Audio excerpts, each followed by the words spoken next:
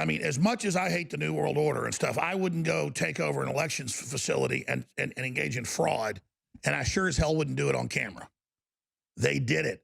But that's how sure they are in the establishment and the media. That's why they brag about being invincible. It's why they admit to crimes they commit on TV.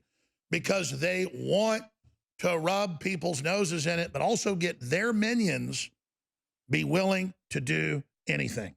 From the front lines of the information war, it's Alex Jones.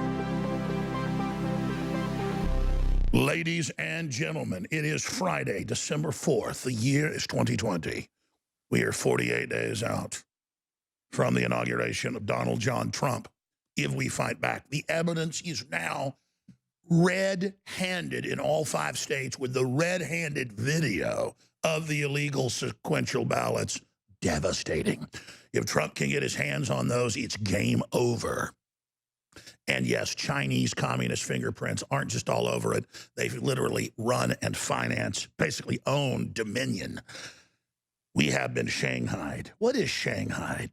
To force someone to join a ship lacking a full crew by drugging them or using other underhanded means.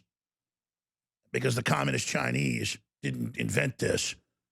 The Chinese are well known in 1,000-year-old reports of grabbing Japanese and others and making them slaves on ships. And of course, that went on in other parts of the world. But we do know is the communist Chinese have enslaved their own people, and they have shanghaied our election. We must now take it back. Here's part of the powerful John Bound report that will air in the 4th hour that's posted at band.video. This report only gets out if you get it out. You must resist the globalists. You must say no to their takeover. You must not go along with their New World Order. Elections shanghaied by the Iron Triangle. Here's the beginning of the report. The SEC documents shining a blinding light on the architects of the 2020 election fraud are available for anyone to see, but the mainstream media won't touch it with a 10-foot pole. It would be career suicide. Conspiracy theories have exploded online during the pandemic and in the days leading up to the election. Researchers say voters are being bombarded with false narratives intended to cause fear and disorder. Election interference and targeted disinformation campaigns on voter fraud are a real threat in the upcoming U.S. election. Voter fraud is extremely rare in the United States. That's what all the experts say. That's what all the historical studies show. Barr encouraged federal prosecutors to pursue what he called substantial allegations of voter fraud, even though there was no evidence of such in this election. You know, voter fraud is a lot like Al Capone's vault. Lots of hype, but not much, actually in there.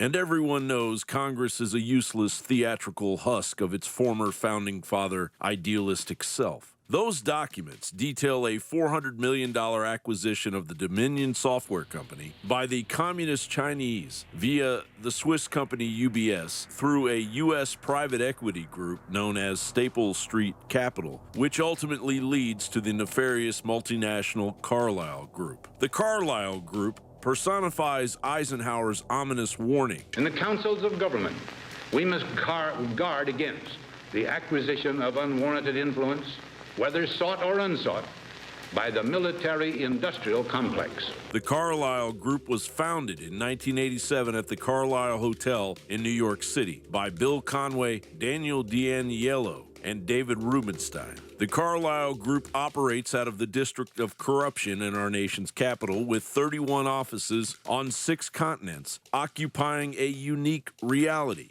at the highest levels in what is known as the Iron Triangle, a world dominated by politics, industry, and the military. A group of a business built around defense and military that becomes so large and so powerful that it's actually able to influence the politics of war. At my direction, elements of the 82nd Airborne Division, as well as key units of the United States Air Force, are arriving today to take up defensive positions in Saudi Arabia. The Carlyle Group pioneered the shadowy world of conflict of interest disguised as nepotism as a means to broker deals with foreign interests. I I've said that it's the worst kind of conflict of interest, particularly when your son is the president of the United States. All right, that's just the first 3.5 minutes of the 7.5-minute report. It's very powerful. Elections shanghaied by the Iron Triangle. The Chicoms, the corrupt military-industrial complex, and the foreign banks. And Trump's pulling us out of all these wars, and they're not going to put up with it. And the left is so angry at Trump. They love death camps in China. They love pedophilia. They are Satanist scum that hate this country, and they're going to burn in hell. We'll be right back. Stay with us. We are live. We are fighting back. We are America, coming to you from deep in the heart of Texas, broadcasting worldwide. I am your host, Alex Jones. It is Friday, December 4th. The year is 2020. We are 47 days out from the inauguration. All right. I have told you that Trump had about a 20% chance in the last 3 weeks since this fraud unfolded to prove it to the American people and to override this corruption, because the gaslighting and the mass hoax and the incredible censorship by big tech and the controlled corporate media is so unbelievable. But thanks to the grace of God and all these wonderful men and women, black, white, Hispanic, old, young, Indian Americans, Native Americans, Indians from India that are Americans, Chinese Americans, black Americans, all Hispanic Americans, all telling the same stories of the organized fraud in those key 5 states. They did it everywhere else too. We have a lawyer coming in studio later who went and poll watched and caught them engaged in criminal activity in Travis County. The county clerk has been caught over and over again stealing elections. This woman, when she called the police, she was arrested. But guess what? She had hidden video and got it all.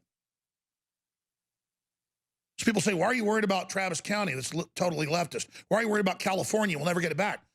People didn't vote for the Democrats out in California. But I'm digressing. People say, well, why would they have fraud in California? Because it's been fraud. That's how they took it over. It's fraud in all the blue cities in Texas. Once you go Democrat, you never get out of it because of the fraud. They are an organized criminal group that believes the country shouldn't exist. But let me give you the big news. Let me give you the big news here.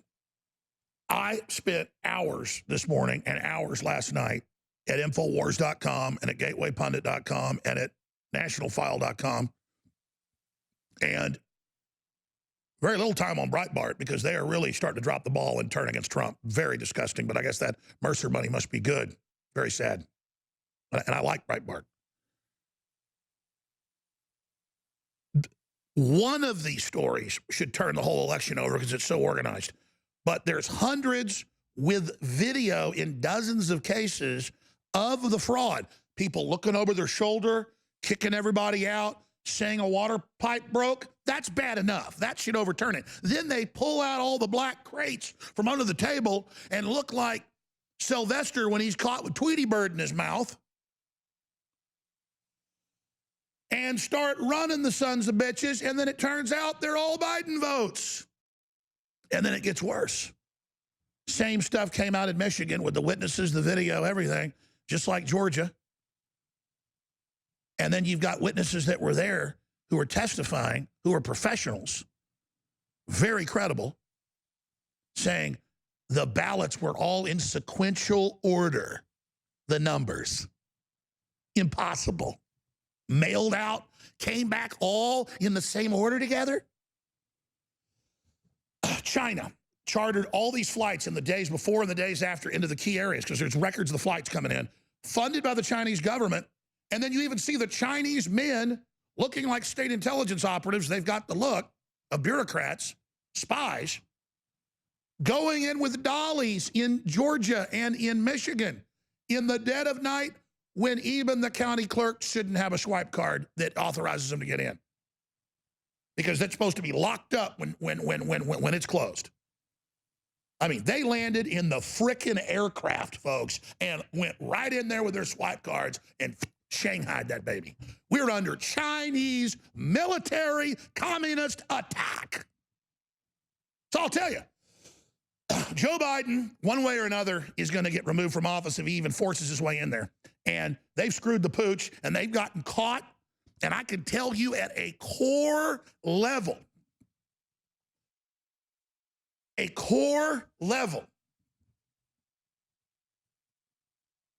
that the New World Order is in deep trouble, and they're never going to get away with what they're pulling. I have stack after stack after video after video, not just of the eyewitnesses, not just of their testimonies, but of the video that they're testifying about. I was watching the Georgia hearings last night as people were brought to tears. It was like out of A Few Good Men or something. It was so epic, but it was so real. How they witnessed the ballot stuffing and the criminal activity, and the people taking the same ballots and running them over and over again, giggling and snickering, and just all the criminal activity, and trying to throw the poll watchers out, and all the same stories. From Austin, Texas, where I live, we have the video. Atlanta, Georgia, we have the video. Detroit, Michigan, we have the video. Phoenix, Arizona, we have it. Unbelievable. And then you got Joe Biden saying, we have the most extensive and inclusive voter fraud organization ever created. People say, oh, he just doesn't know what he's saying. You know, he's so senile now, he just says it.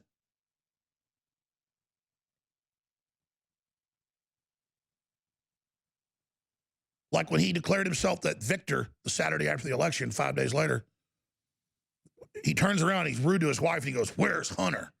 And then Hunter comes up and he kisses him, and then he starts kissing the baby on the lips, and he's just flaunting it. He might as well just piss right in your face. He's just flaunting and rubbing it in. That Skeletor demon. So, I don't know how this is going to end for me.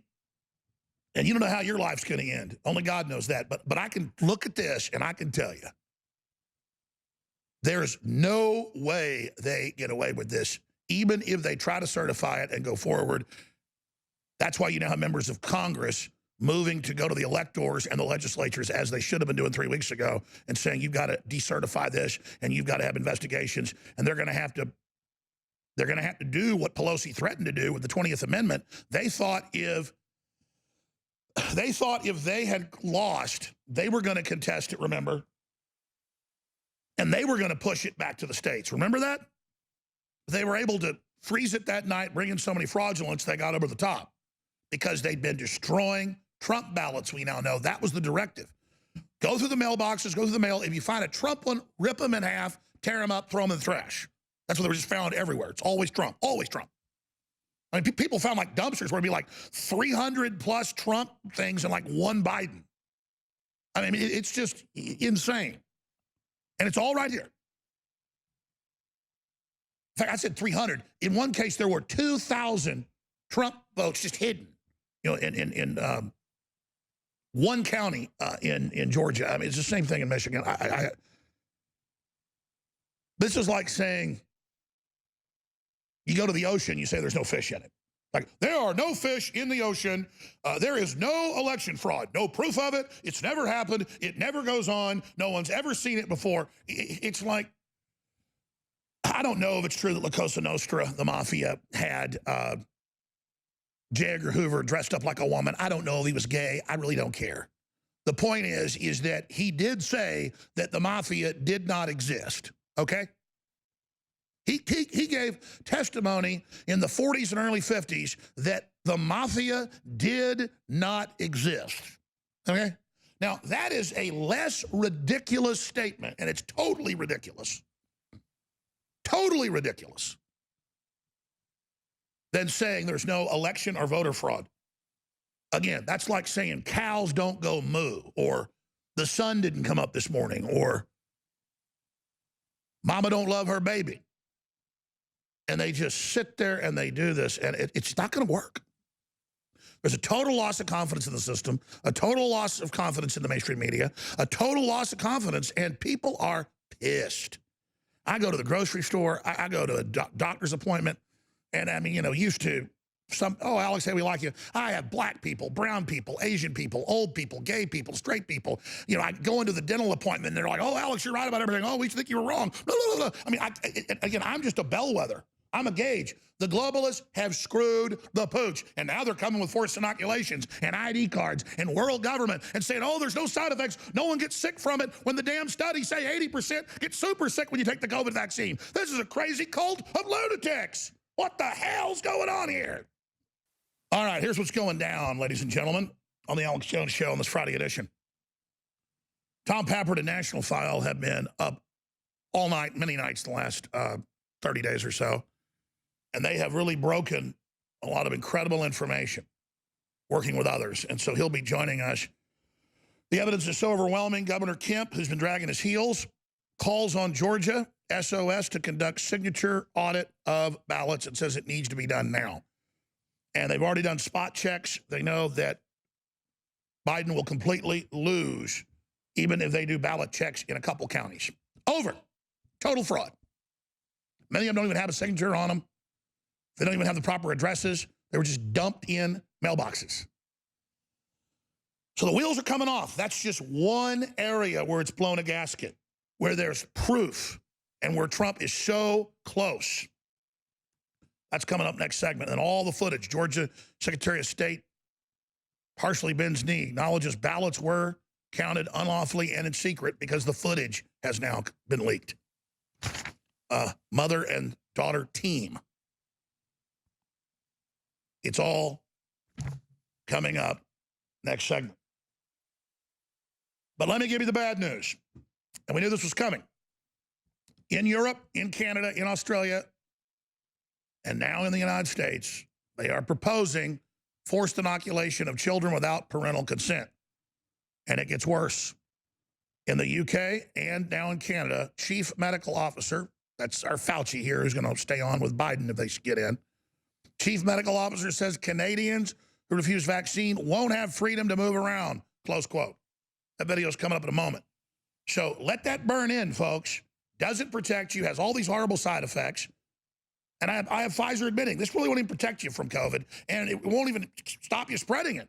But we're just doing it. And we skipped the animal trials, and we had a bunch of problems in the human trials. But the people getting sick and the people dying, it's worth it. Wow.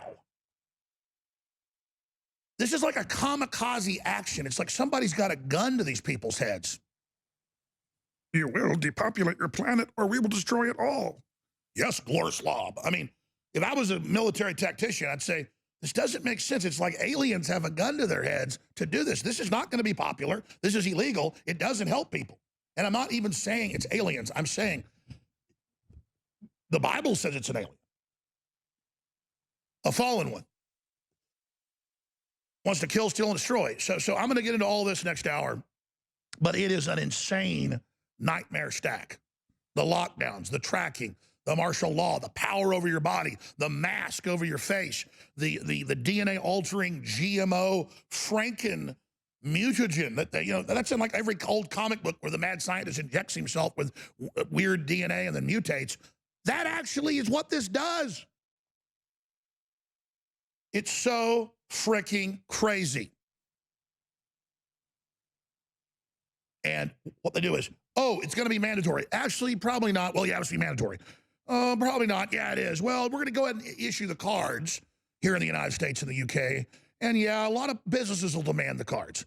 And I know so many people that were in the foreign service who were told to take vaccines and are in the military and who got so sick from them, medical doctors tell them, don't ever take another vaccine. It can kill you because it's like being stung by a bee and you get an allergic response or you get an allergic thing to peanuts. Once you're allergic to it, it'll kill you the next time.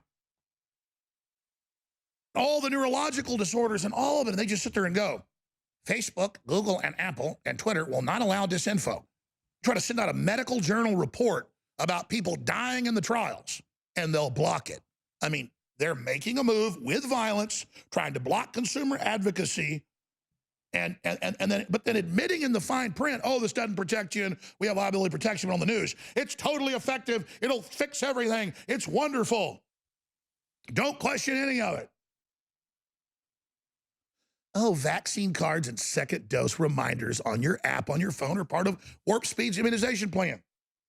And again, Trump did this to try to take control from the globalists to try to get the economy open. But they said, oh, no, no, no, no.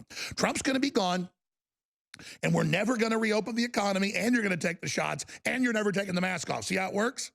You see how it works? Oh, and Biden is at least 100 days. You know, we're already 6, 7, 8 months into got to wear the mask illegally. Remember at first, well, if you've got asthma or a psychological problem, you don't have to, but then no one honors that. They just have to legally say that. And so that's how they're doing this. That's how they're rolling this out. And now they're like, well, actually, everybody has to. And now you got to wear 2 masks. You got to wear goggles, and you got to wear a spacesuit. You got to wear a... This is their authoritarian rollout. This is their takeover model. And then Klaus Schwab and Ted Turner and Bill Gates admit it's part of a planetary reset to make you live with less, but it says it'll make you so much happier once you're sick and dying. These are literal exterminists that say they want to depopulate you. Only things he's missing is a Persian cat in his lap. I mean, you would cast him for a James Bond villain, Blofeld. You would. That's because characters like that by Ian Fleming of MI6 are based on the real Bilderberg group. And who do you think was there before him? Somebody just like him. They all look like Dr. Evil. Why does Dr. Evil look like that? Because Hollywood knows these people look like. Where's his mini-me? Does that be Brennan or Clapper? You're going to take it, you're going to drink sewage and eat weeds. He said that last week.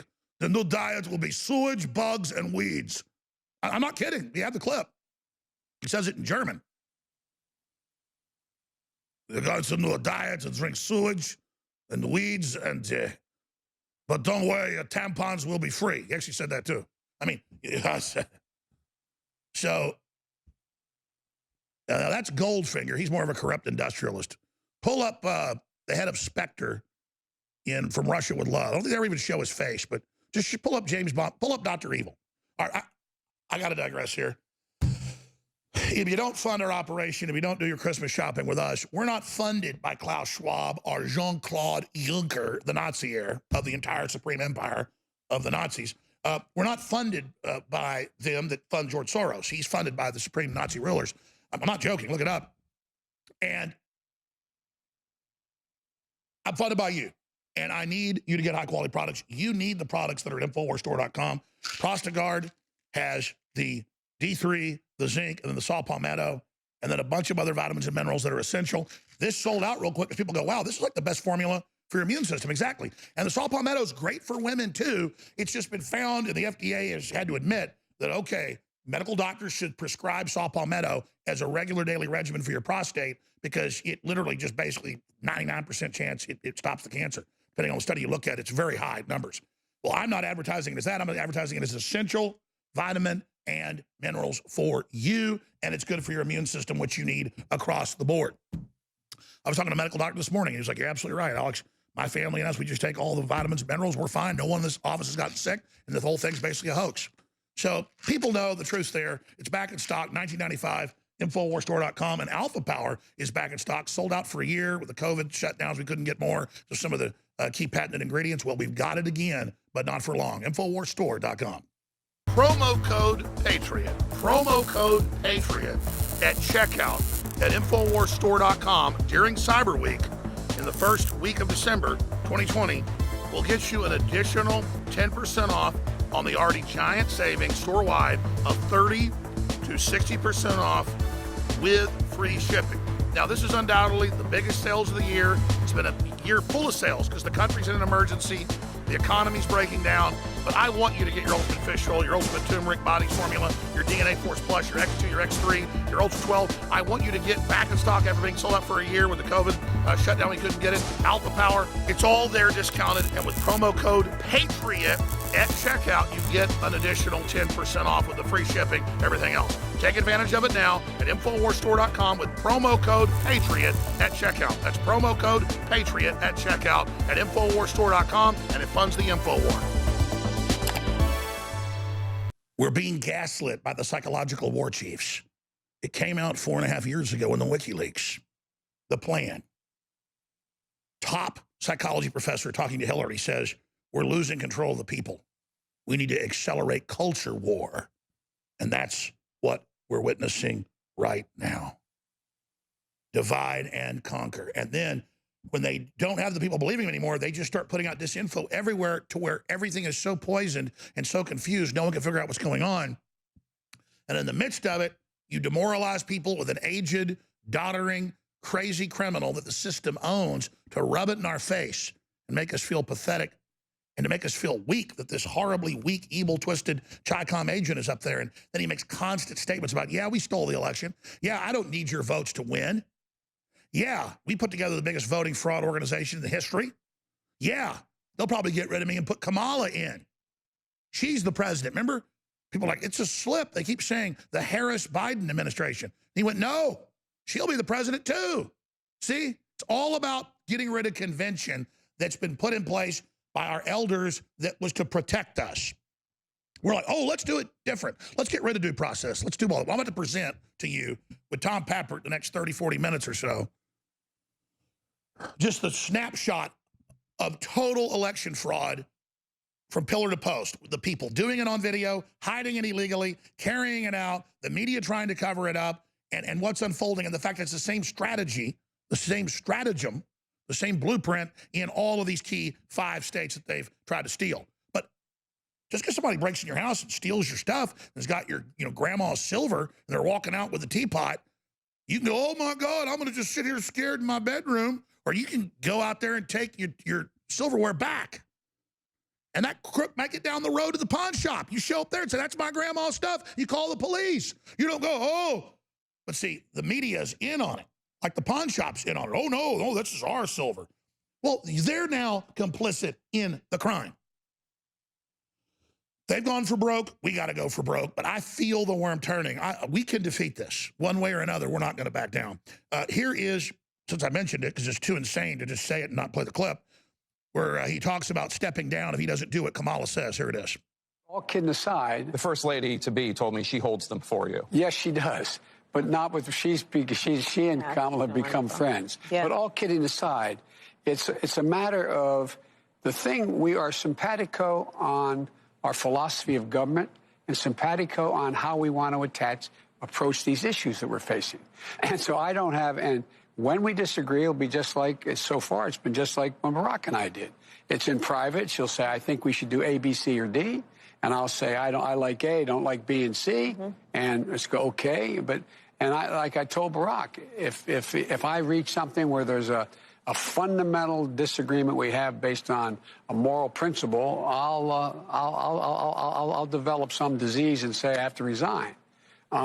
We don't have that. We haven't, and we discussed at length our views on foreign policy, on domestic policy, on intelligence, and the great thing is she has. Look at these two disingenuous, slimy frauds that know they've stolen this, and just hope that we just gaslight until the end of time. All right, Tom Pappert, there is so much huge breaking news. I'm gonna try to give you the floor to walk through this. I want to play a lot of these clips.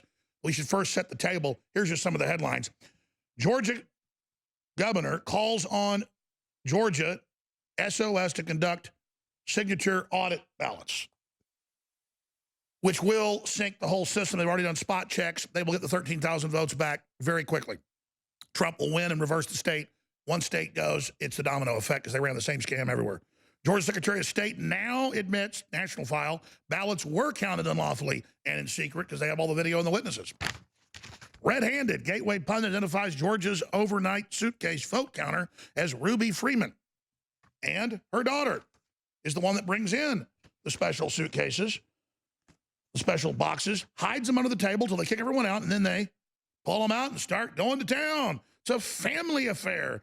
Vote counter who provided suitcase ballots, and his daughter, a vote counter identified as Ruby Freeman. Isn't that just special? Isn't that just sweet? And everybody's wearing the mask because Democrats said so, like the little bandits.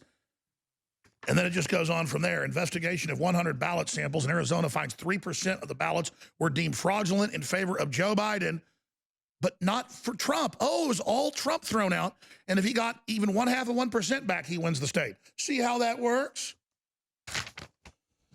University document published in September of 2019 describes how the Democrats would steal the election. Might want to read it. Battle. Mo Brooks announces plans to challenge Electoral College in Congress. It's on, baby. Colonel Phil Waldron tells Michigan lawmakers truckloads of ballots for Joe Biden were inserted in 2020 election, and they got the proof. And it goes on and on. I knew what was at stake from what I witnessed at the TCF. My heart broke. Michigan GOP elections witness an immigrant shocked by corruption and fraud where the ballots were marked in order. Mailed back in order. And, of course, all for Joe Biden.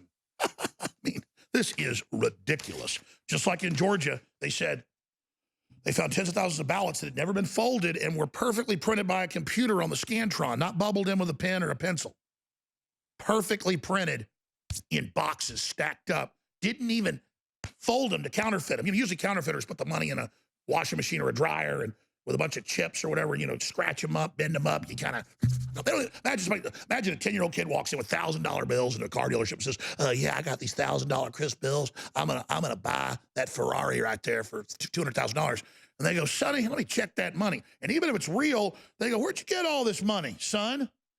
But here, big boxes, all perfectly crisp, all printed by computer, open and shut, baby. But the Justice Department says no evidence because they're part of the deep state takeover.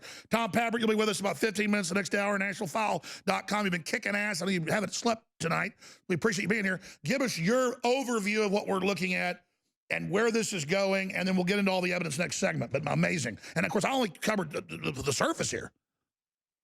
Well, that's right. I mean, there's so much going on. No one human being can track it all, Alex. It's totally insane. But what we're seeing right now, I think, is some movement. The conservative media is finally pushing in the same direction, thanks in no small part to your broadcast. We're seeing state legislature after state legislature in this country come together and say, we need a special session. We need to get back here. We need to reclaim our ability to assign electoral college votes. And in many cases, they're going as far to say, we need to assign them to Trump. We're seeing lawsuits, new lawsuits. A new one is being filed today in Nevada that has hundreds of thousands of pieces of evidence, 90,000 illegal votes potentially. And of course, in Georgia, the headlines just keep coming out. It's a family affair. It's a family fraud, like you said, Alex. These people are caught red-handed on video. The likes of the Fox News contingent and the likes of CNN will no longer be able to say zero evidence of fraud after today. And it just goes on, and it's the same systematic blueprint in all these states. Well, that's exactly it. I mean, that is the smoking gun that proves this was a coordinated effort. We are all using the same machines. We're all using the same tactics where we throw the vote counters out at almost the same exact time. In come the suitcases at 1 in the morning, and they start counting until everybody goes home. You have in Michigan a very similar dynamic. These women in Georgia are very clear Black Lives Matter supporters. In Michigan, you had a similar dynamic. They're wearing Black Lives Matter shirts themselves. It's the same type of political thug that committed this fraud in each and every battleground state. And Alex, like you were saying at the beginning of the broadcast, I believe in states that are not even considered battleground states. We need to go back and look at Virginia when this is said and done. We need to go back and look, yes, at California when this is said and done. And Travis County's deep blue. They caught him red-handed on undercover video. It's been on local TV, but nowhere else. The exact damn paradigm. What you just said in the other states, Tom? Exactly. So this is so widespread. And I think we're actually, if we can get through this, if we can keep pushing and secure victory, we are on the cusp of total victory because they've been exposed, Alex. No more can they keep this going. America knows about Dominion voting systems. America knows about the thug-like tactics that they're using on election day. And how China put $400 million into it in October through a Swiss bank account. I mean, and their leader, Klaus Schwab, looks like Dr. Evil. I mean, man, folks, I'm telling you, they're not going to get away with this. I'm serious. We'll be right back with Tom Pappert. I'm Alex Jones. You can run on for a long time. Run on for a long time.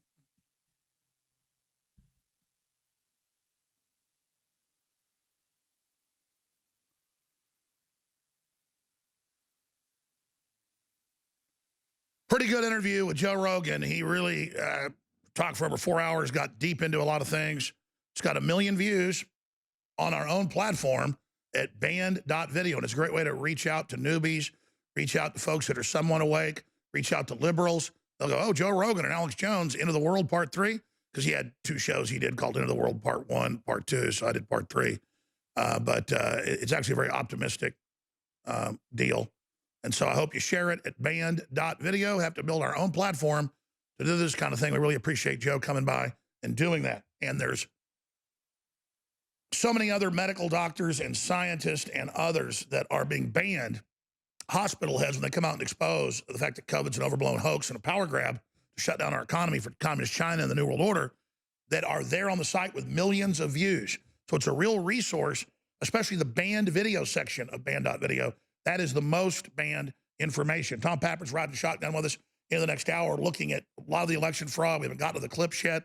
There are so many, we can't even get to 10% of them, but we're going to start.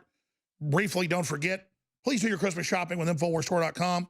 Water filtration, air filtration, highest quality, compact, very, very low cost for what you're getting. 4-stage ion filters, the gravity-fed filters, the Alexa Pure Breeze, the Alexa Pure water filters, the Pro Pure water filtration systems, all of it discounted. Get an additional 10% off at checkout on top of everything with promo code PATRIOT. You sign up for auto ship, your next on things you want to reorder like fish oil or supplements or vitamins, an additional 10% off as well. And again, that promo code PATRIOT's going to have to end on Monday. These are unprecedented sales. Please do your Christmas shopping with us as we fight the New World Order, not with you-know-who online and others that are globalists working against you and your family. We have American jobs. We have a warehouse here in Austin. We have products made here in America. We print our T-shirts right here in Austin, Texas, and in Pennsylvania, 2 different suppliers. And so just please do your Christmas shopping at InfoWarsStore.com. Give yourself, your family the gift of good health, back in stock.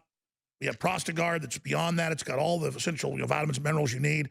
Plus, it's got the saw palmetto that's so good for your glands. It's not just for men, it's for women as well. We also have Alpha Power that just got back in, that's got a bunch of patented known ingredients to naturally boost your body's libido, your testosterone, your energy. It's back in stock. DNA Force Plus, X2, you name it. All discounted, 30 to 60% with free shipping. Additional 10% off making some of these lost leaders with promo code PATRIOT. Or you can call 888-253-3139. Or make a straight-up donation. Be our sponsor. Give a one-time gift of $10, $100, $20, or sign up recurring. Cancel anytime, just one click at InfoWarsStore.com in the support area. That way we get 95% of the money instead of 30% or 40%. And that's really what helps us do what we're doing here against the globalists. So thank you for keeping us in the fight. We're fighting hard for all of our futures together. Okay, Tom, I'm going to try to shut up now. You can kind of lead this. I've got places I could lead it, the testimonies, the videos. I've got them all. Where do you want to start? Which piece of fraud smoking gun first? What, Georgia? That's pretty big with the governor and even the secretary and all of them going, okay, there is fraud. I mean, wow, there is systematic illegal manipulation of votes on damn video. My God. I think that is the most pressing state right now, Alex, because I've been told, I've talked to people who are on the ground, I've talked to some of the people who are very, very high up in the Georgia political infrastructure, and they tell me that Kemp, they cannot understand why he has not yet called a special session of the Georgia legislature. Once that happens, they can overturn this election. They can go county by county, vote by vote, say this is totally fraudulent, we cannot let it stand. They can certify the electors for Trump. Now, Kemp seems to be getting closer. I think he is about to break. When there is damning video evidence like this, Alex, it's very difficult not to break. So I think it's very important that we keep all eyes and all power and all force on Georgia and politically make these people do their job. We elected them, Alex. You were down there. The people who went out to see you elected Brian Kemp, not communist China. The man needs to call a special session of the legislature. We have video of a mother and daughter team committing massive widespread fraud potentially in the most populated county in Georgia. Well, let's be clear. They illegally kick out the poll watchers that they kept 50 feet away, say things are closed because of a water main that's broken, which didn't break, and then they go under the tables and pull out the damn suitcases. I mean, give me a frickin' break. It's beyond belief. And so this starts, you see the 4 or 5 people in the video and everybody's wondering, well, who the heck are these people? Well, now we know, thanks to the very good reporting of the Gateway pundit, it's the mother, a woman named Ruby Freeman, and her daughter. Her daughter, she says in a Facebook video, is her supervisor while she works on the election. She talks about people complaining because her supervisor is giving out instructions that don't make sense and seem to be against the law. She says, well, that's just how it is. That's my my supervisor. She makes it very clear that her daughter is calling the shots. Well, Alex, her daughter happens to have long blonde dreadlocks that in a grainy security camera look a lot like braids. Her daughter is the woman who at 8:22 in the morning on election day brought in these suitcases full of ballots. And then once everybody was gone because of the leaky toilets on that night, she is the one who started removing the suitcases from underneath the table and counting them and ordering the other people to count them. This is the biggest bombshell we have. We need to figure out how these people got these needs jobs. to haul them all in now, but of course they're not because Bill Barr is compromised. That's precisely right. So bare minimum, what can we do here with this information? Well, I'm sorry to say it, Fulton County voters. I'm sorry to say it. You're going to be thrown out. This cannot be adjudicated. There is no fixing this. And when that happens, Alex, when the legislature does that, or when it's done through the courts, that will fundamentally change the election. President Trump will have won Georgia in a landslide. That's just one of many ways this can be accomplished. And by the way, I mean, I am ready to, because listen, we knew there was fraud. We knew about Dominion. We knew about the scams. We knew about the numbers going up after the polls closed that night. But if you don't have smoking guns, like we now have in Michigan and Georgia and Pennsylvania, similar videos everywhere, then you can't show the public that. But everyone gets, oh, a toilet's leaking. And then first it's a big main broke, oh, a toilet. And then they close the whole thing down and then start, get the ballots, and just cramming them in as fast as they can like they're running a race, looking over their shoulders. And the same videos are in Pennsylvania, and the same videos are in Michigan, covering it up with brown paper, but then Republicans get the footage, and then there's the same damn thing again. This is ridiculous. I mean, imagine if a cop was driving down the street, and he saw you, and you see him, you run into the woods.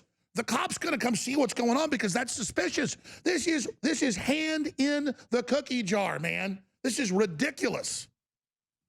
It's the most obscene and absurd instance of fraud we've seen yet. And you're right, Alex. It's happening in every single state. We're getting the affidavits. We're getting the security camera video leaked and put out lawfully. It is absolutely, this is the strategy. This is what they did. Kick the people out. Tell them that we're done. Send them home. And then the hardened crew, the Democrat operatives, they pull out the suitcase votes. And before you know it, we were all there. I mean, I was up until like 4 in the morning after election night. Alex, I'm sure you were too. When everybody went to sleep at around 1, Trump was winning. Then all of a sudden, we know what happened now. We know exactly why Georgia flipped. It's because these women counted the same ballots probably over and over and over again. By the way, I was watching some of the earlier footage because they released the whole day, as you know.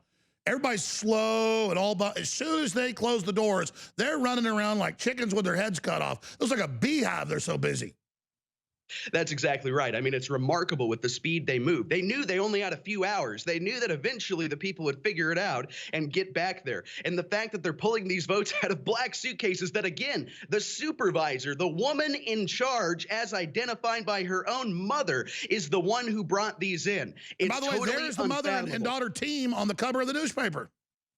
Exactly. She posted this. The mother posted this proudly to Facebook saying, look at my daughter. She's doing epic work as the election supervisor. These people, that's just it, Alex. They bragged about the fraud on Facebook. You cannot make this stuff up. That is so brazen and so disgusting. And meanwhile, if you or I post anything on Facebook, we're going to be banned before it gets posted.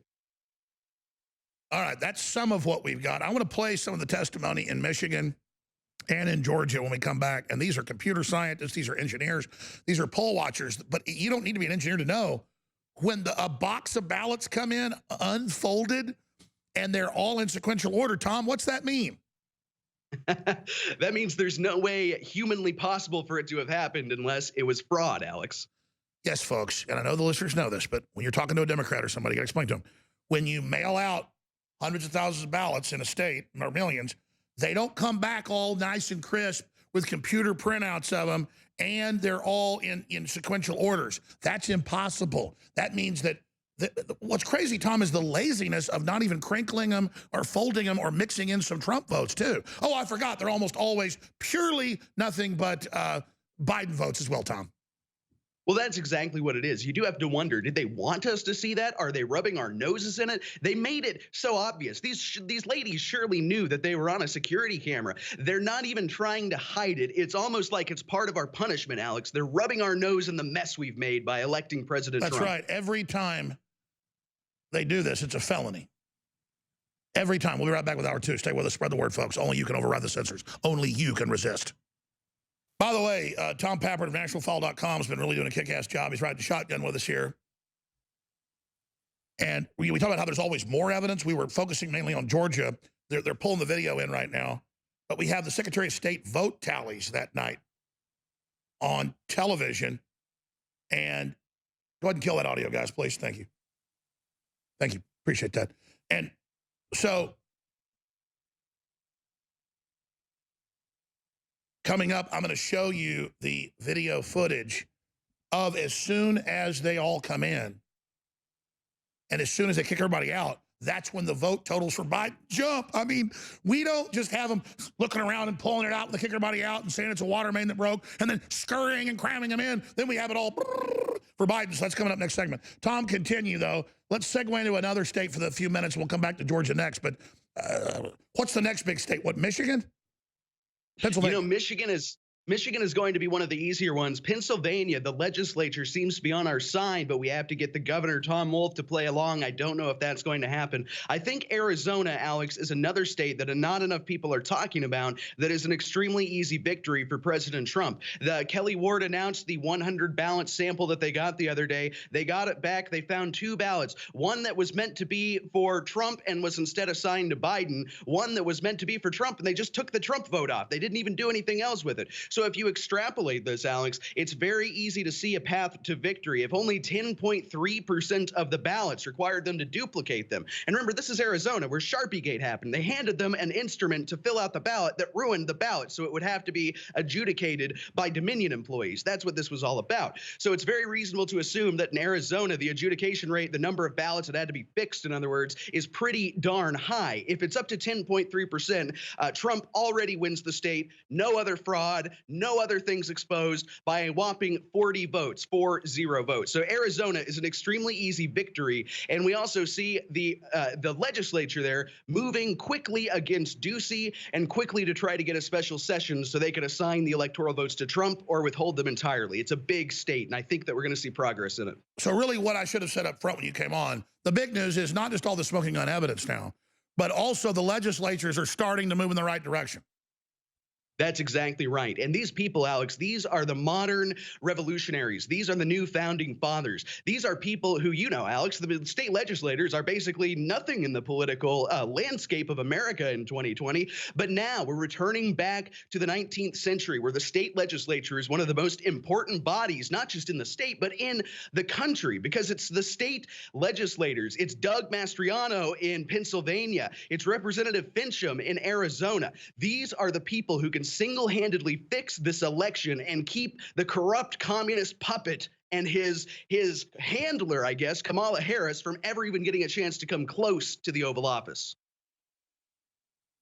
Wow, we've got to recap that next segment because some stations don't carry this segment, Tom, but you're absolutely right. The legislatures are there as a check and balance on a stolen election, on the federal government out of control, and that's why they're now starting to kick in. So Arizona going in the right direction, Michigan going in the right direction. The legislature, the majority of Republicans want a recount. They want signatures checked. The governor says, yeah, let's do it, but there's not the authority unless he gives it to the legislature by calling the special session. So he's trying to talk out both sides of his mouth. That's exactly right. And that's what's happening, especially in Georgia, but in a lot of these states. Now, one exciting thing, Alex, Michigan, their legislature is in session until December 31st of this year. They have until the end of the year to fix this mess in the state of Michigan without Whitmer's permission. She can't stop them. You know, I go off my intellectual research and then I go with my gut, and my gut tells me this is winnable. They have stolen it. And here's the deal. If you've stolen something from me, just because you have possession doesn't mean I don't get to take it back. We have to literally put the fear of God politically into these Republicans and into Fox News and the rest of them to understand you bit off more than you can chew again. You told us Trump would be impeached as a Russian agent. It didn't happen. You're a bunch of lying scum. So let's play a few of these legislative clips, get into those numbers in Georgia and more on the other side. Tom Pappert of NationalFile.com is with us. I'm Alex Jones at Infowars.com and Band.video. George Soros hopes you don't share that URL. Well, we're into hour number 2. Tom Pappert of National File is running shotgun with us. And I want you to recap what you were just saying. The big news is that the legislatures have seen the fraud. They've seen the testimony. They're calling for special sessions. And then we have smoking gun video all over the country, but Georgia particularly, of the whole chain of custody of the obvious fraud going on. And we have the graph we'll put on screen from the Secretary of State's office, who now has to admit there was illegal voting going on and election fraud and illegal procedures, but that's not getting any coverage. And then as soon as they close with the water main break, they didn't stop counting. That's the proof of fraud. They accelerated the counting with select individuals. Recap that, Tom Pappard. So, Alex, what this basically comes down to is we, the campaign and the journalists and the American people, the viewers of InfoWars, we have presented our evidence to the state legislators throughout this country in these battleground states. Georgia, of course, is the most damning, where we have video evidence of this mother and daughter team ushering out the vote observers and then counting suitcase ballots that they brought in at 8 in the morning in the middle of the night. Absolutely reprehensible. So where we're at now is we have a lot of these state legislatures that at least have coalitions, if not outright Republican majorities, that are ready to overturn the elections in their states. They've examined the fraud. They want to examine it further. And when it's all said and done, they're going to say there is no way we can certify this for the communist puppet Joe Biden. He is not going to be president. We're either going to withhold our electoral college votes or we're going to assign them to President Donald Trump. Now, there are a few states where there are barriers. Brian Kemp, the governor down there in Georgia, he has thus far refused all urges to call a special session of the Georgia legislature, which leaves us only in the courts. But I believe he's close. Yesterday, we saw him buckle again when he appeared on Fox News and throughout the day after this bombshell video came out. So the evidence is too hard to ignore. But Alex, these people, the Doug Mastrianos in Pennsylvania, the Representative Finchams who's calling for this in Arizona, these people are the modern founding fathers, while our federal Congress is going to sit on its hands potentially and do nothing, while the DOJ is going to do nothing. The FBI is corrupt. These people at the state level, at the local level, people who never get news coverage, people who don't make a lot of money in much of the country, these are the ones who can save our constitutional republic. These are the ones who can prevent a Chicom globalist takeover. If they do this, they will be the modern founding fathers. If they do not, they're going to be a bunch of Benedict Arnolds, and we will remember them as that. Well, that's why either way we win. And I don't just like to put a statement like that out there to sound like we're confident. I've been really upset. I've been losing sleep. I've cracked 3 of my teeth in the last couple months with this election and what's happened since. I was at the dentist again today. I have to wear a mouth splint now, which I've never had to do because I'm so stressed out. I can't help it. I'm being robbed. I'm being assaulted. My family is, you are. We're all in this together. But I can see the evidence. I can see people waking up. And I can just see that no one's buying this. And the corporate media is only destroying themselves that much worse. I mean, there is a seismic shift now where, because I guess I'm well known, and again, I'm not bragging to the listeners, it's a bellwether. So they don't need to feel like they're alone. When I go out even in liberal Austin now to a dentist or to the grocery store or walk down the street or a restaurant, it's old people, young people, men, women, black, white, and they're like, we get it. It's true. Did you know this? I mean, there's a huge awakening. This just supercharged it. So they say God works in mysterious ways. This trying to put the crypt keeper in Kamala Harris that couldn't even get 0.5% of Democrats to support her out of the Democrat candidates. And then she's even lower with black Americans hate her for whatever reason. I hate her too. She's very fake. And I guess they pick up on that. But I mean, these people are crazy. I mean, if they were slick like Donald Trump, but evil, they might have a chance, but they don't have any chance with the mainstream media propping them up. Having the mainstream media endorse you is not a good thing. Having the mainstream media tell you the vaccine is safe has 2/3 of Americans saying they won't take it. It's just crazy. Well, that's exactly right, Alex. No, this is, like I said earlier on the show here, this is the cusp of not just a victory that we get to keep the White House for another 4 years. No, Alex, we're on the cusp of total victory. If we prove this fraud, and we are, if we convince the state legislatures and the courts to do the right thing, and it is very clear what the right thing is here, this may never happen again. The Democrats will have been exposed. This is their Waterloo. This is their, say that again because I'm interrupting, but I mean, you're right. I just want to highlight what you're saying. If we fight now and say no and take it back from them, it destroys them. It's their Waterloo. Explain that.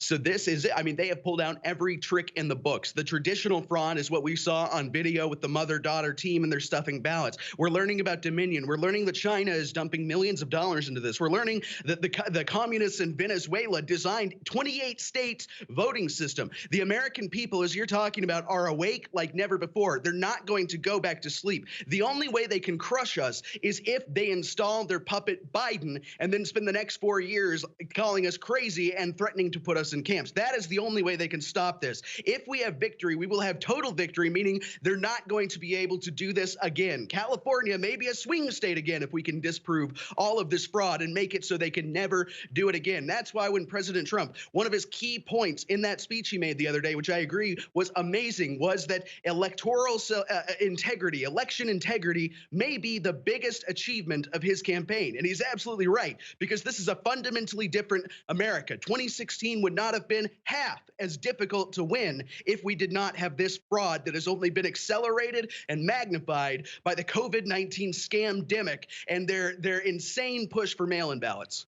Well, that's it. And the Democrat deep state Chicom-backed boa constrictor is trying to feed us into its mouth and trying to eat us, but we're an elephant. It might be able to eat, you know, a small horse or something, but it can't eat an elephant.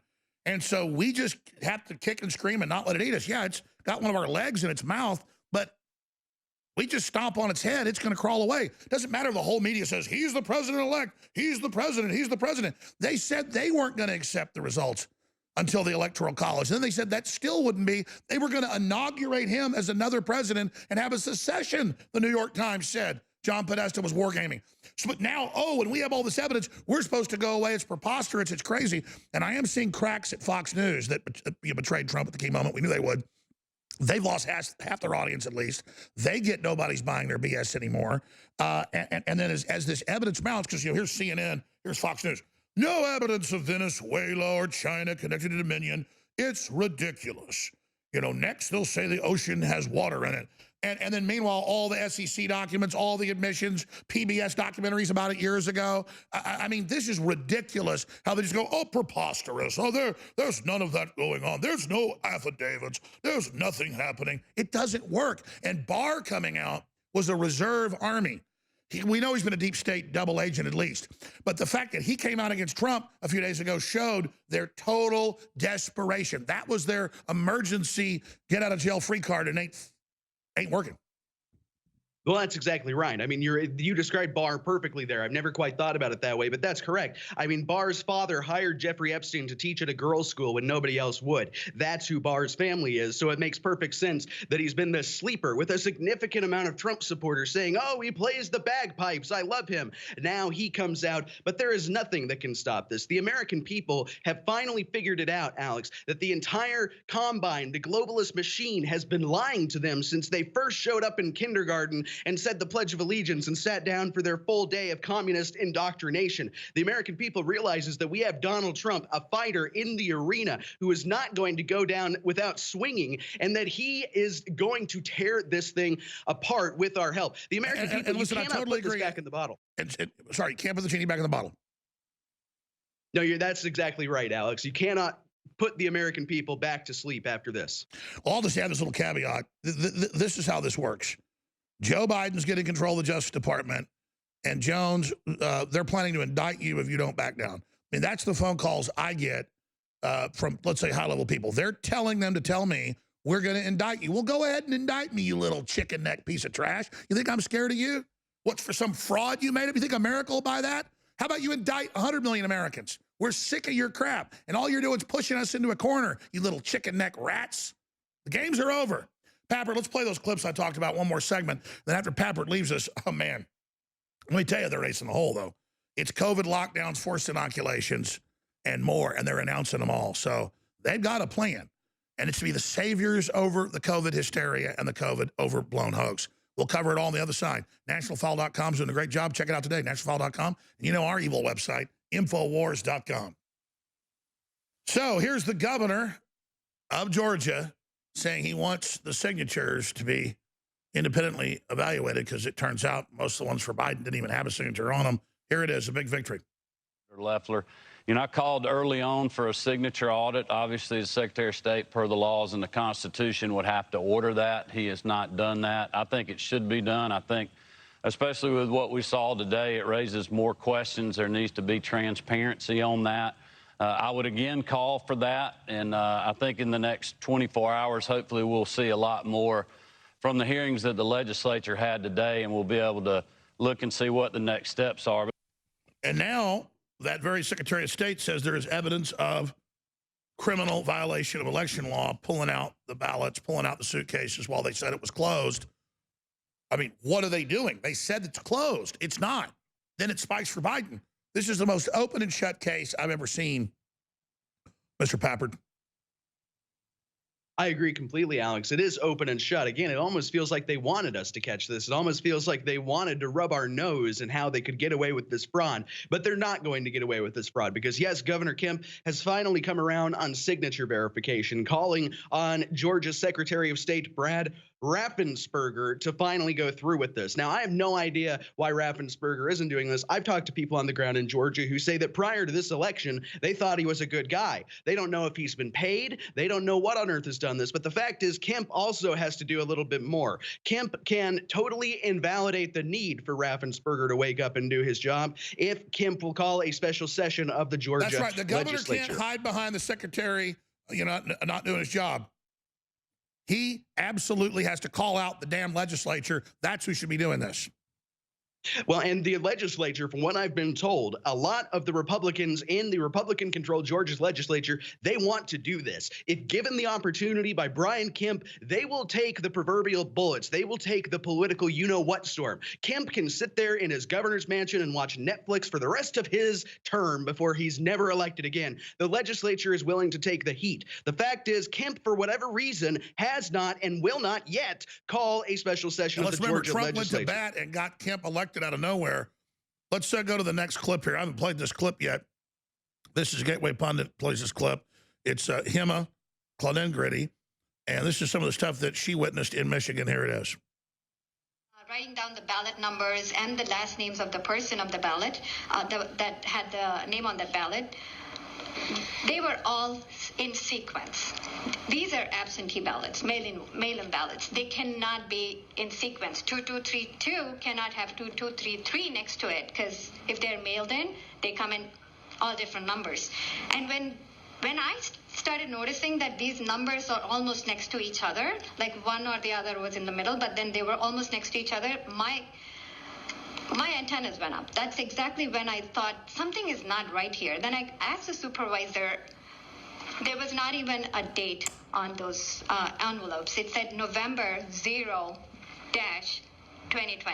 There was no second number there. Then I said, what is the date on this one?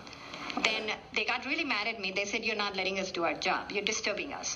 And at that point, because we really don't want to be kicked out, so we were just kind of not challenging anything because we want to still stay in the room because we barely had anybody. Not only that, the sequence ballot numbers were all from the same area, like the Goddard Street in the downtown Detroit. Goddard Street, sequential ballots, signatures were all alike. They had no date stamp. It said like it was empty after 0. There was no third or second or first or nothing. And none of them were coming up in the system. They were all being entered manually. They even knew that none of these details would even be in the poll book or in the system. This is like somebody coming into your gas station and trying to buy a cup of coffee and a sandwich with Monopoly money. I mean, it's fake on its face. Tom, this is ridiculous.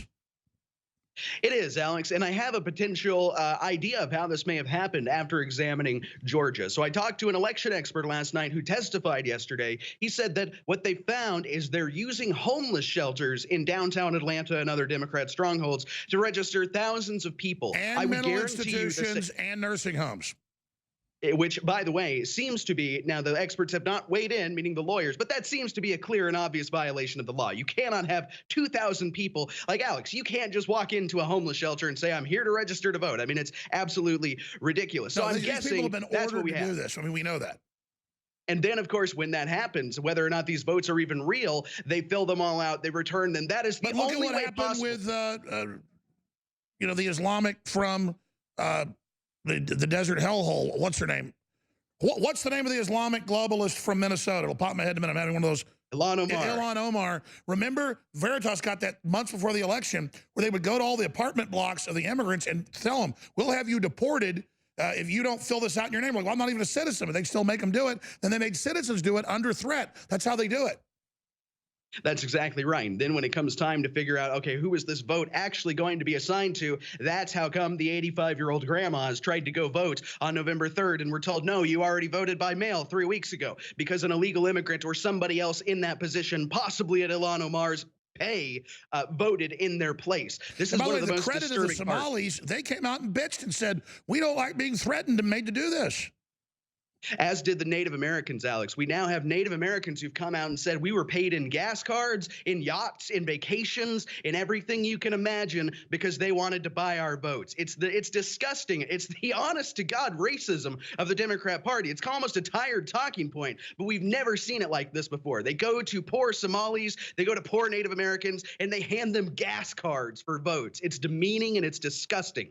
Well, at least they did that in some areas. Ilhan Omar, they threatened them and just said, you're going to do this.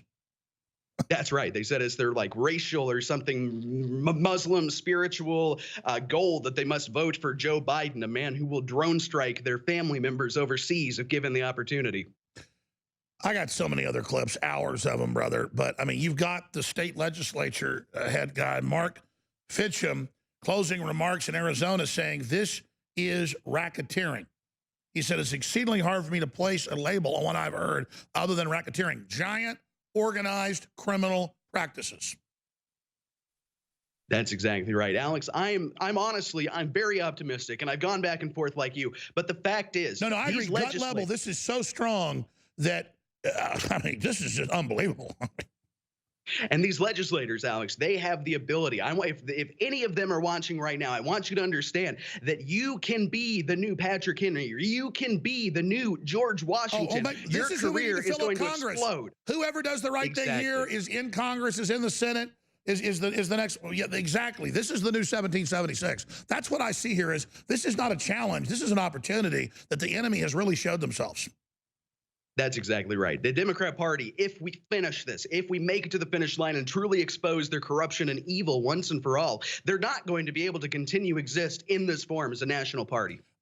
But I want to be clear. Even if they somehow smuggle the Crypt Keeper into power, that destroys them too. I mean, as long as we just say we don't buy this, we never give up, we don't ever give into their gaslighting, we don't ever give into their confidence game, it destroys them because we have the truth, they have the lies. We never give in, we never surrender, we have the proof. And I can't wait to hear what else comes out now, that the meat and the potatoes, I mean, the epic level of the proof is just ridiculous. And I know it'll all be at nationalfile.com. Tom Pappert, we love you and we appreciate you. Thank you so much, Alex. It's always a pleasure. Thank you for the opportunity. Now, that's some of the good news. I'm going to give you the really nasty news coming up. The forced inoculations, the checkpoints, the imploded economy. If you want to fight the globalists, if you want to resist the New World Order takeover and the Great Reset, then be part of what my good friend Jason Burmis coined the other day, the Great Resistance. The answer to 1984 is 1776. And the answer to the Great Reset is the Great Renaissance or the Great Resistance.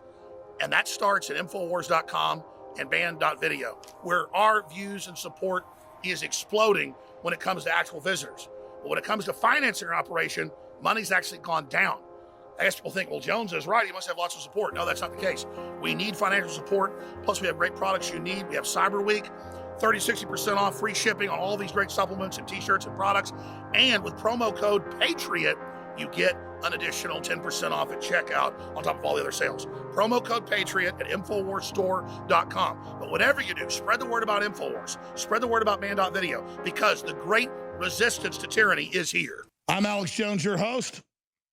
Very, very honored to be here with you in defiance of tyranny. Very honored to be aligned with you and with God in our future destiny. Wouldn't want to be anywhere else. Thank you for keeping us at the tip of the spear. I spent a lot of time in the first half of the broadcast today talking about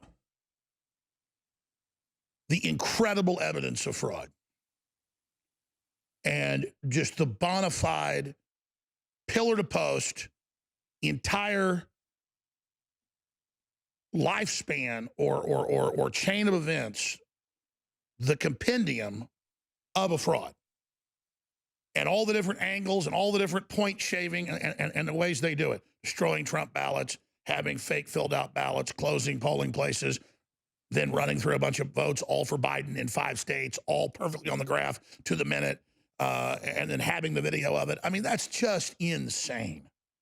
And it shows you the arrogance of evil. I mean, as much as I hate the New World Order and stuff, I wouldn't go take over an elections facility and engage in fraud, and I sure as hell wouldn't do it on camera. They did it. But that's how sure they are in the establishment and the media. That's why they brag about being invincible. It's why they admit to crimes they commit on TV, because they want to rub people's noses in it, but also get their minions be willing to do anything. Now, there's another really big story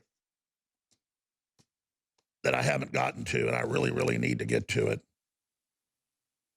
And it deals with the next level that is now here of censorship. And it deals with YouTube saying they're going to, quote, suppress the videos of white males and not let them trend. Wow. They're going to discriminate because someone has white skin and is male?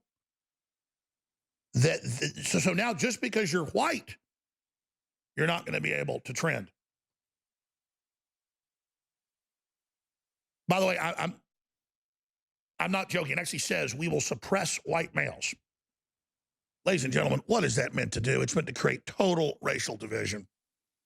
And it is so illegal, and it's so criminal, and it's so racist, and it's not black people or brown people doing it.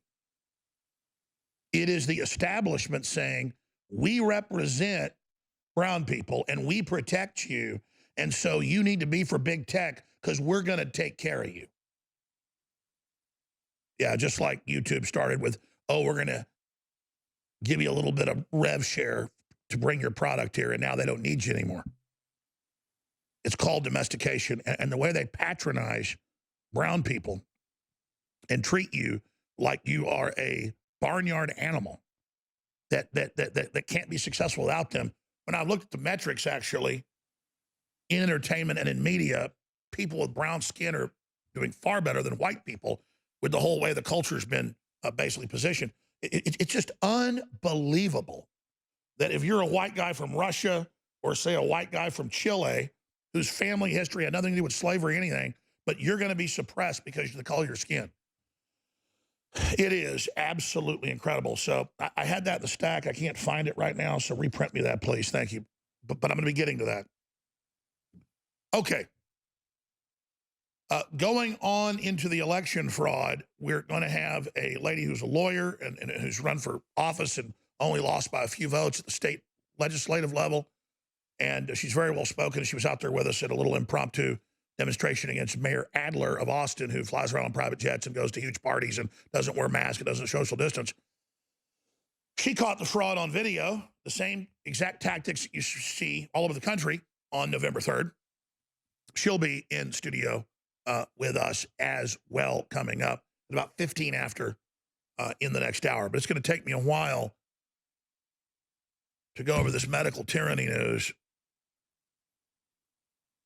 that is completely and totally synthetic and prepared and a program and an operation. So we know exactly where it's going, how it rolls out, how they do it. And to my complete and abject horror, we now know why I see hundreds of articles a day admitting vaccines are killing people. In their AP, Reuters, they all admit it, but say it's no big deal and it's a good price to pay. Then if you criticize it and show numbers, they ban you. So they're admitting, hey, this is going to hurt you, just like Bill Gates has said. 700,000 are going to get sick or die. That's his number. 700,000? And they're just getting ready to start killing people with these vaccines at higher levels. And then all these top medical doctors are coming out saying, this can kill you. These are really dangerous, and they don't protect you. And these are former chief science officers of Pfizer and, top doctors that advise the Canadian and British government, and they're just being silenced. So they're getting ready to do something really bad, folks.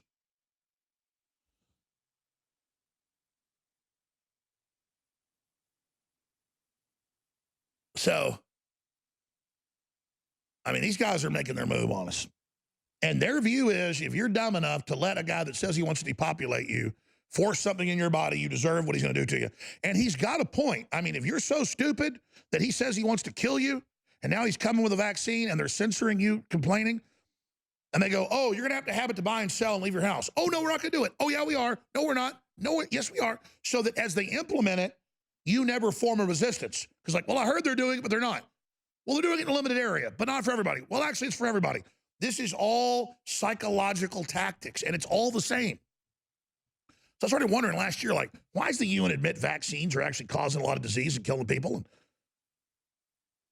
Because they're just going to go, we're going to hurt you, and it doesn't even protect you, and you'll still have to wear a mask, and you're going to have a digital passport, and that's just the end of it. And, oh, by the way, we're introducing legislation all over the world to forcibly inoculate your children without your consent. I mean, the whole dam is breaking. So that's, you got to have leaks in the dam. You're like, hey, behind that's trillions of gallons of water. It'll flood the whole town. Oh, shut up. It's not a problem. Hey, the leak's bigger. Oh, don't worry about it. Finally, one day you wake up and here comes 100 feet of water going 100 miles an hour. You're dead. The dams, it's like tyranny is here. Shields are down, and we're on fire. Now, the good news is people are starting to wake up, but it's not quick enough. Okay, and here's a whole other issue. Without you, we're not on air. It takes a lot of money to run this operation. I want to stay in the fight. I want to be strong. I want to be able to move around the country and expose these people and bring leadership to this fight. But we can't do it without your support. I want to expand, not to stay the same size, but we're trying to not contract right now.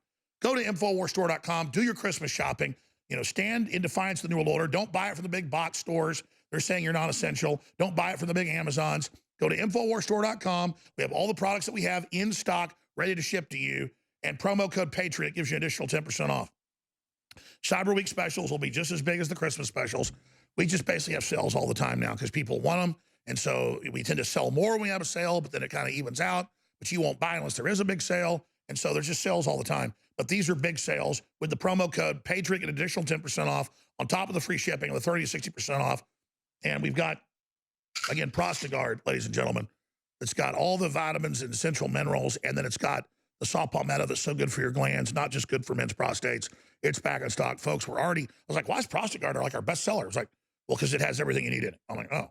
So it's like women are buying it, men are buying it. It's great. People love it. I'm taking it. My wife takes it. It's great. It's $19.95, super high quality, great deal.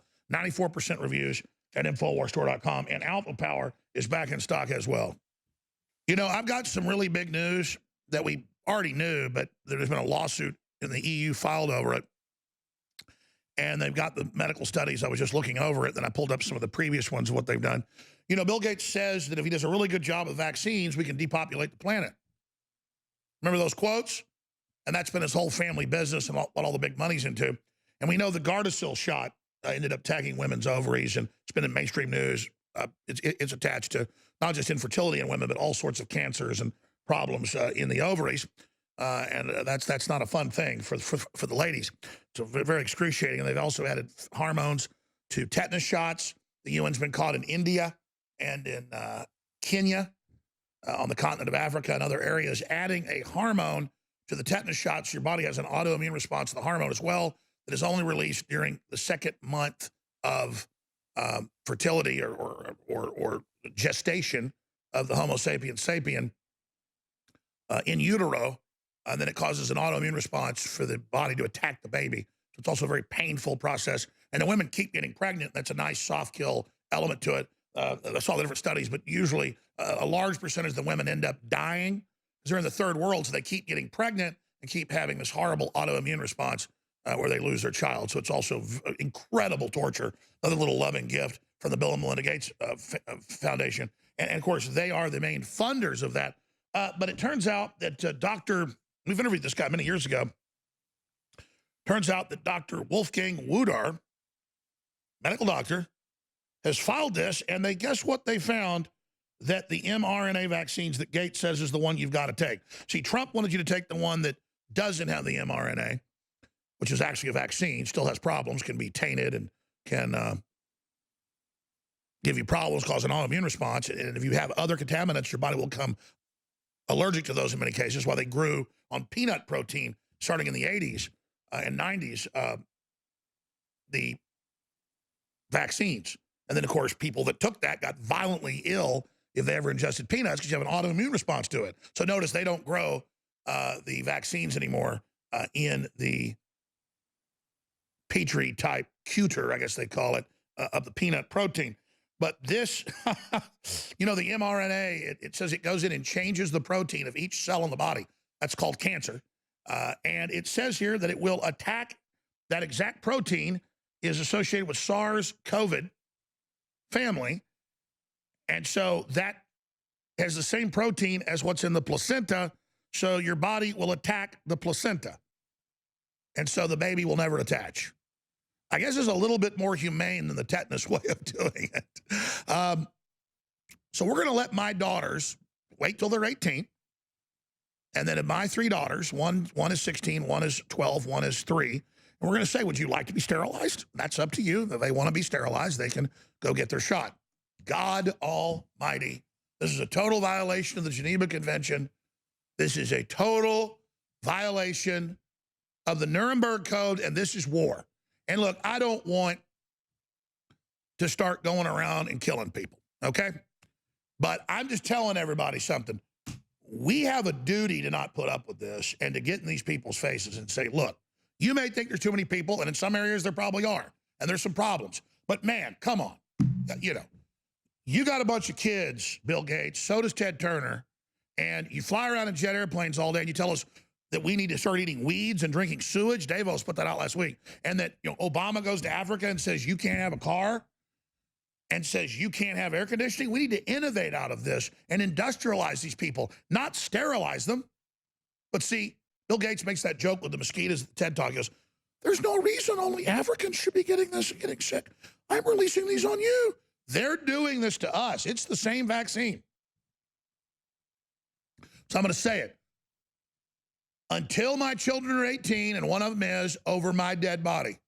And you're not putting it in me.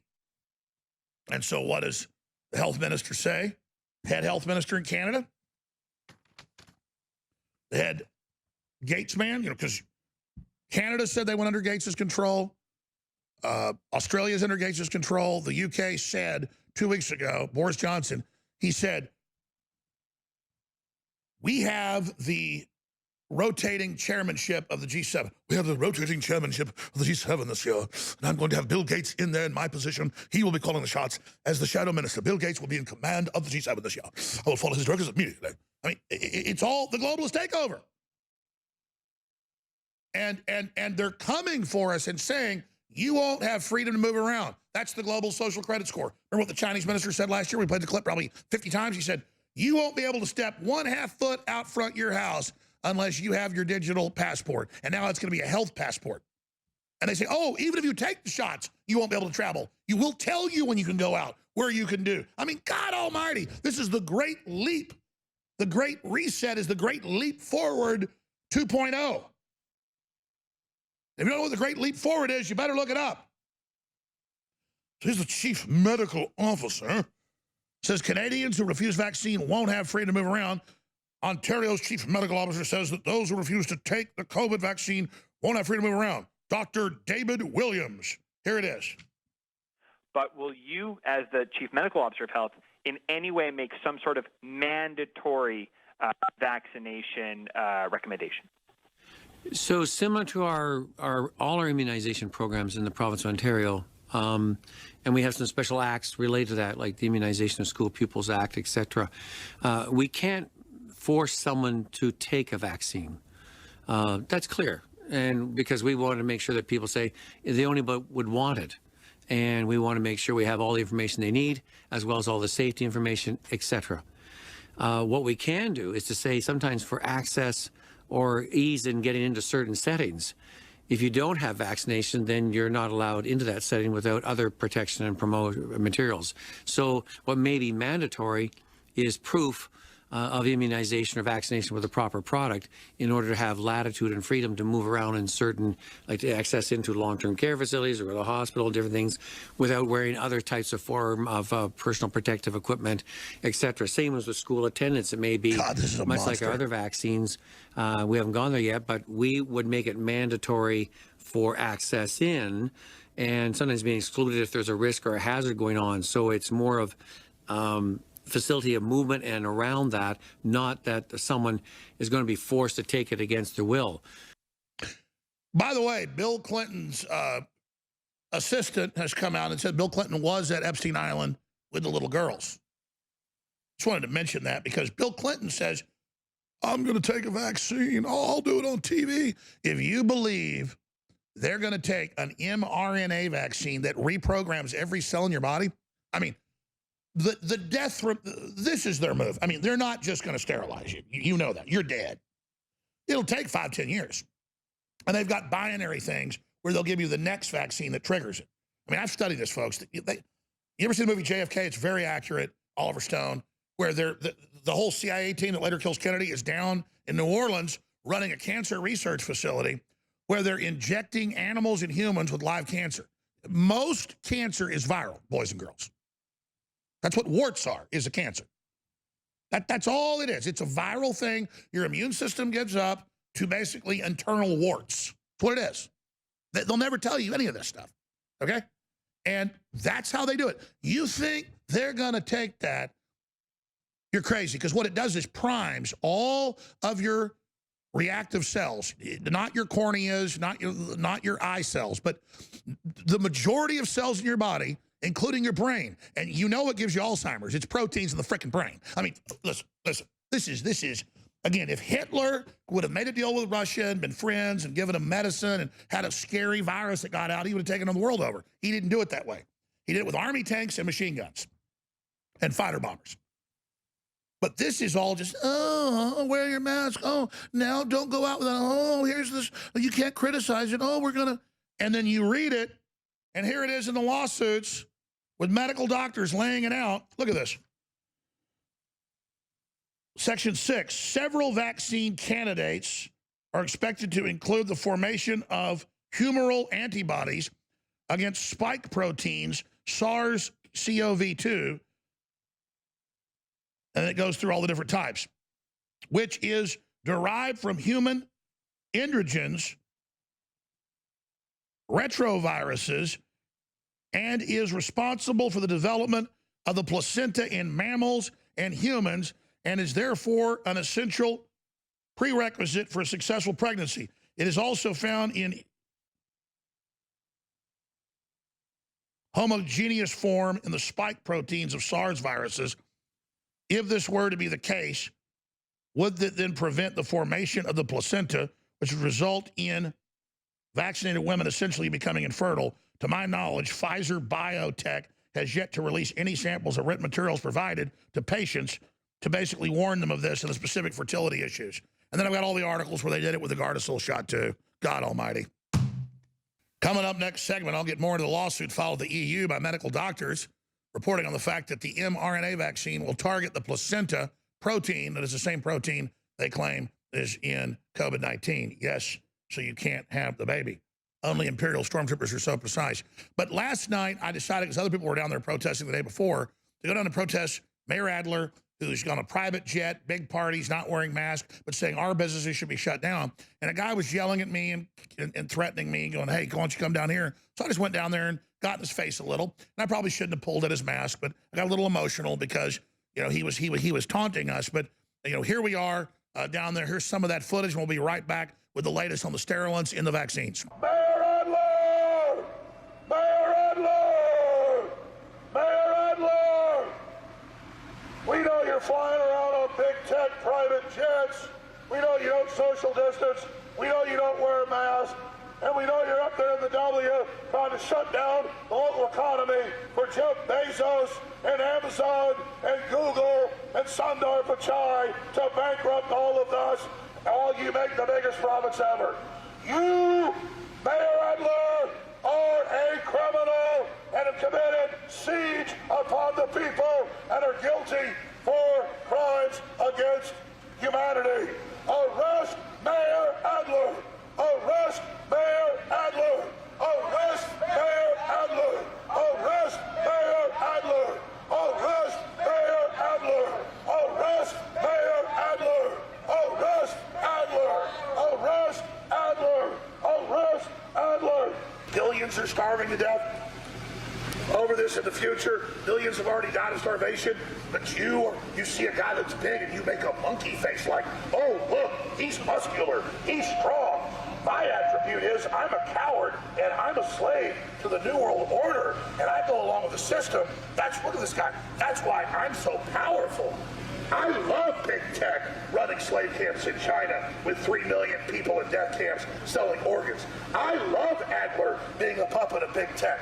I love them shutting down small businesses. I love all of it because I'm a trendy who thinks I'm the resistance when I'm really part of the establishment. There he is. Look at him. That's the establishment. Here, I'll get down there and talk to this guy. I'll get right now.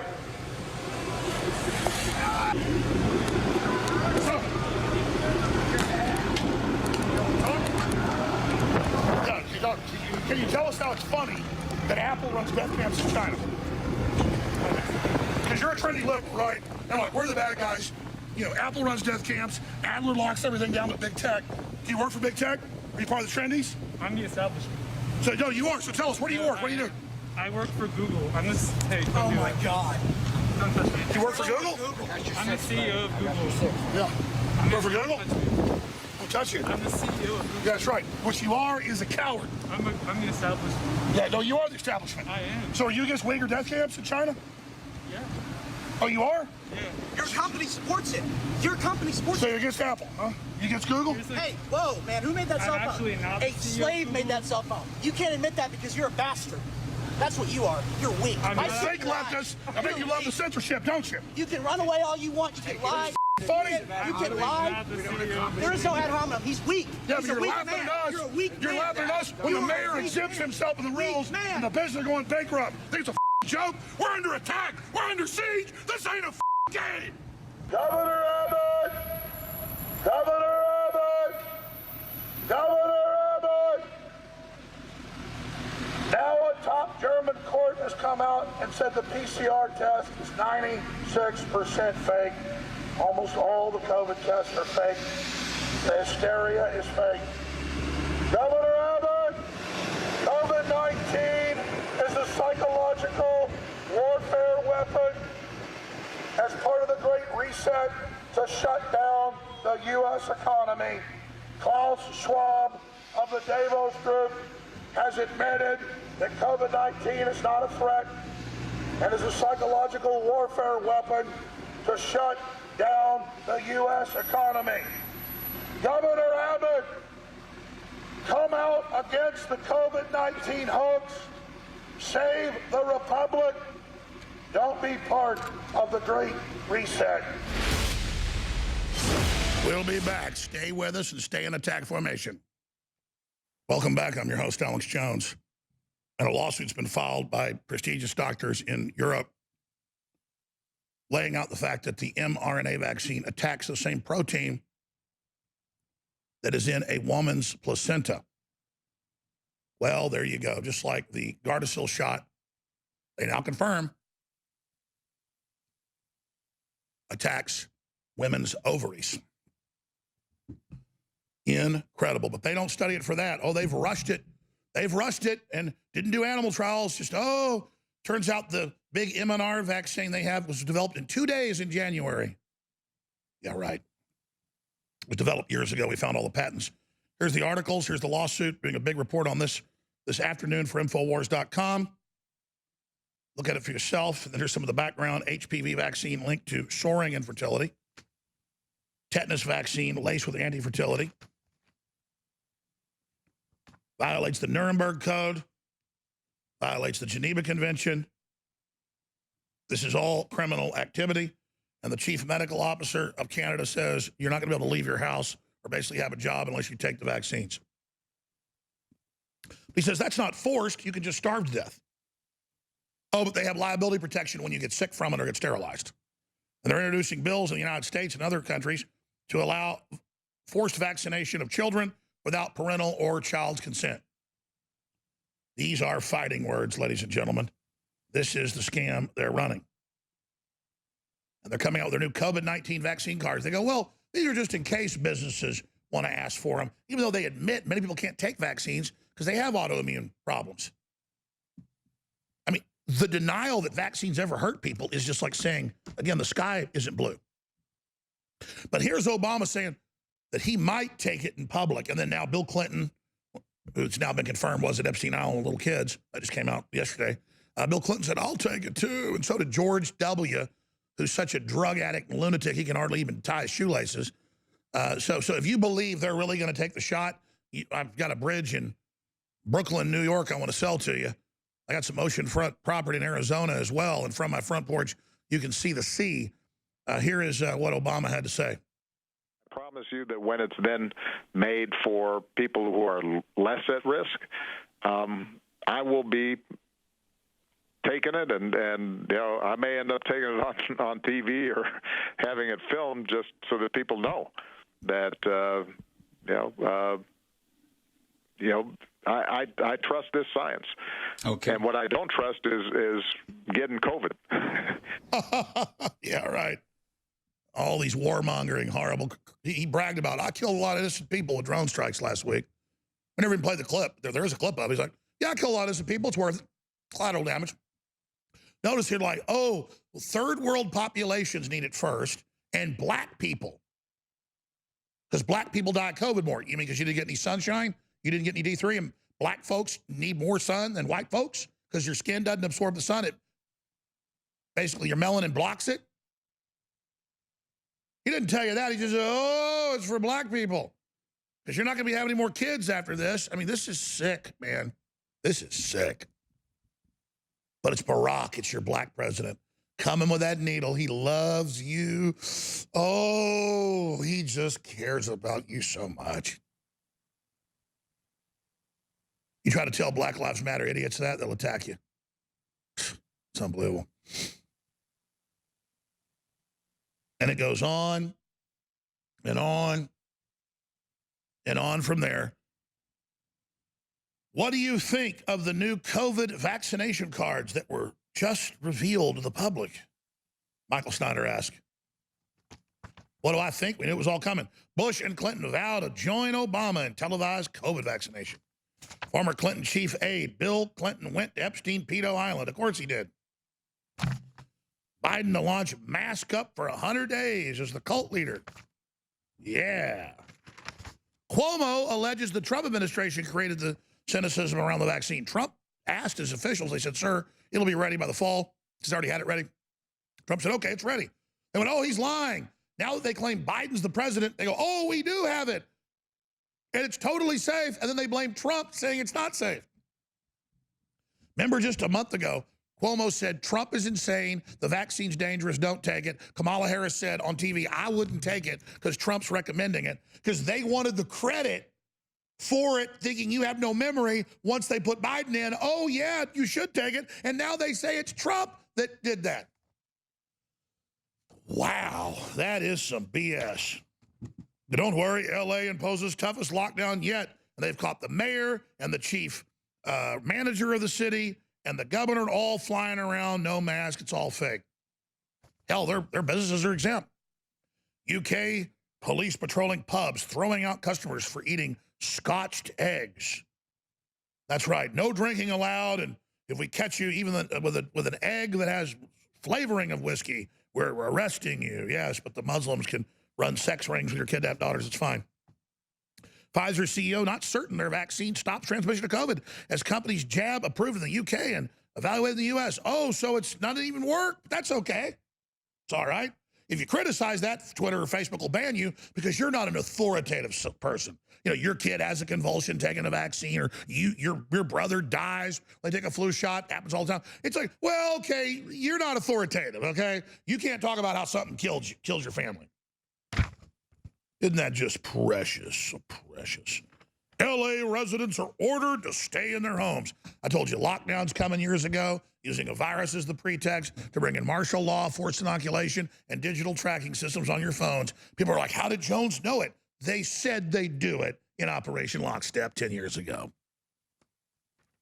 That's what's so frustrating is I'm just here like I'm in a play, and they go, oh, the next page is the Romeo and Juliet commit suicide. Oh, the next page is the, and I'm just like, okay, now they're going to do this. Okay, all right. Now they're going to do that. It's just like, I mean, they're going to kill you. You think they're going to stop with just sterilizing your ass? Oh, no. You're like, well, they would never do that. Really? You read about other countries, Cambodia, North Korea, China, Russia, Nazi Germany, Venezuela, Cuba. They like to dominate you. They enjoy that. And there ain't nothing in the world dominating somebody like taking your life or sterilizing you. Last of the Mohicans, based on Daniel Boone and real stuff that happened when that Indian tribe that exterminated the Mohicans is trying to kill the chief of the Mohicans, he says, now I'm going to kill your seed of your race from the earth forever. And that is exactly what this is. Pulls out that sword and he says, I'm going to wipe you and your tribe out forever. Your seed is mine. That's real power. And that's what evil seeks. How did somebody write a book 190 years ago, right after it all happened, and have somebody saying, I want to kill your tribe? Because that's the way it always was. Yeah, go back to the fight scene. It's important. Because that's what this all is about, ladies and gentlemen. And if you don't figure that out, you don't have a hope or a prayer. The way the Native Americans operated, the way the Germans operated, the way the Romans operated, the way the Chinese operated, the way they all operated is the way it is. And the globalists want power over you. They want your seed. They want to wipe you out. Are you going to let them do it? I will not preside over the extermination of blacks, and not because I'm their savior. They're coming for me too. They train the whites to kill the blacks, so there's no one left for the whites when they come for us. I will not be part of this satanic evil. I want our children to have a future together. Based on competition and based on merit, we will rise together. But this system of Bill Gates and Barack Obama must be thrown out. Barack Obama was trained. Barack Obama hates black people. Barack Obama is a bloodhound, just like Soros was trained to kill Jews. Obama is trained to kill blacks. And if you don't wake up that blacks are the first to be annihilated, you're a fool.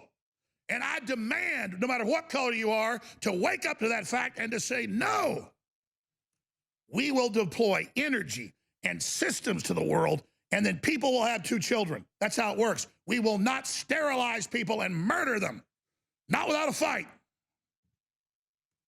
Okay, I've been aware of this lady for years. She's doing a great job, but she was out there last night with us, and she was helping protest the mayor, Adler, who's flying around on private airplanes and not social distancing and having these big parties while he tells us that we're not essential and be shut down.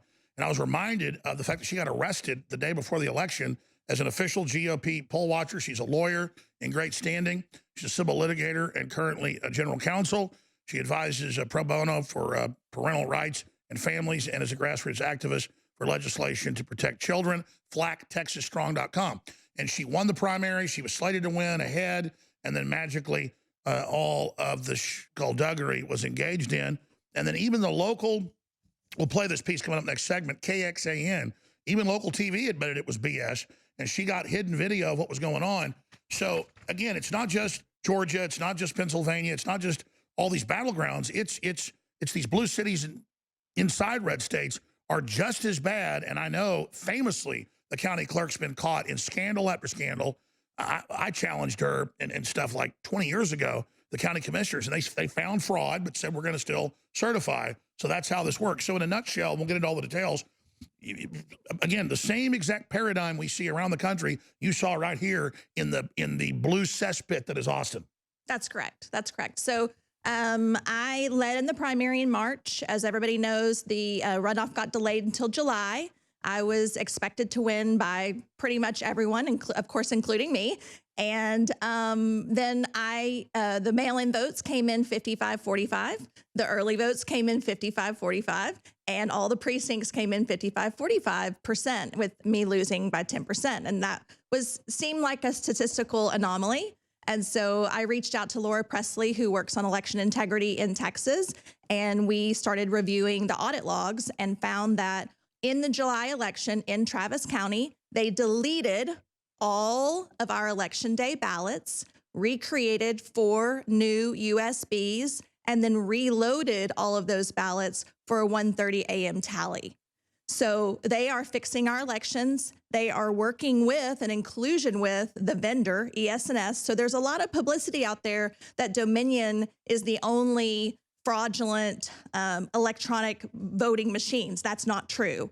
ES&S is another election hardware and software provider. That's designed for the controllers to be able to engage in fraud.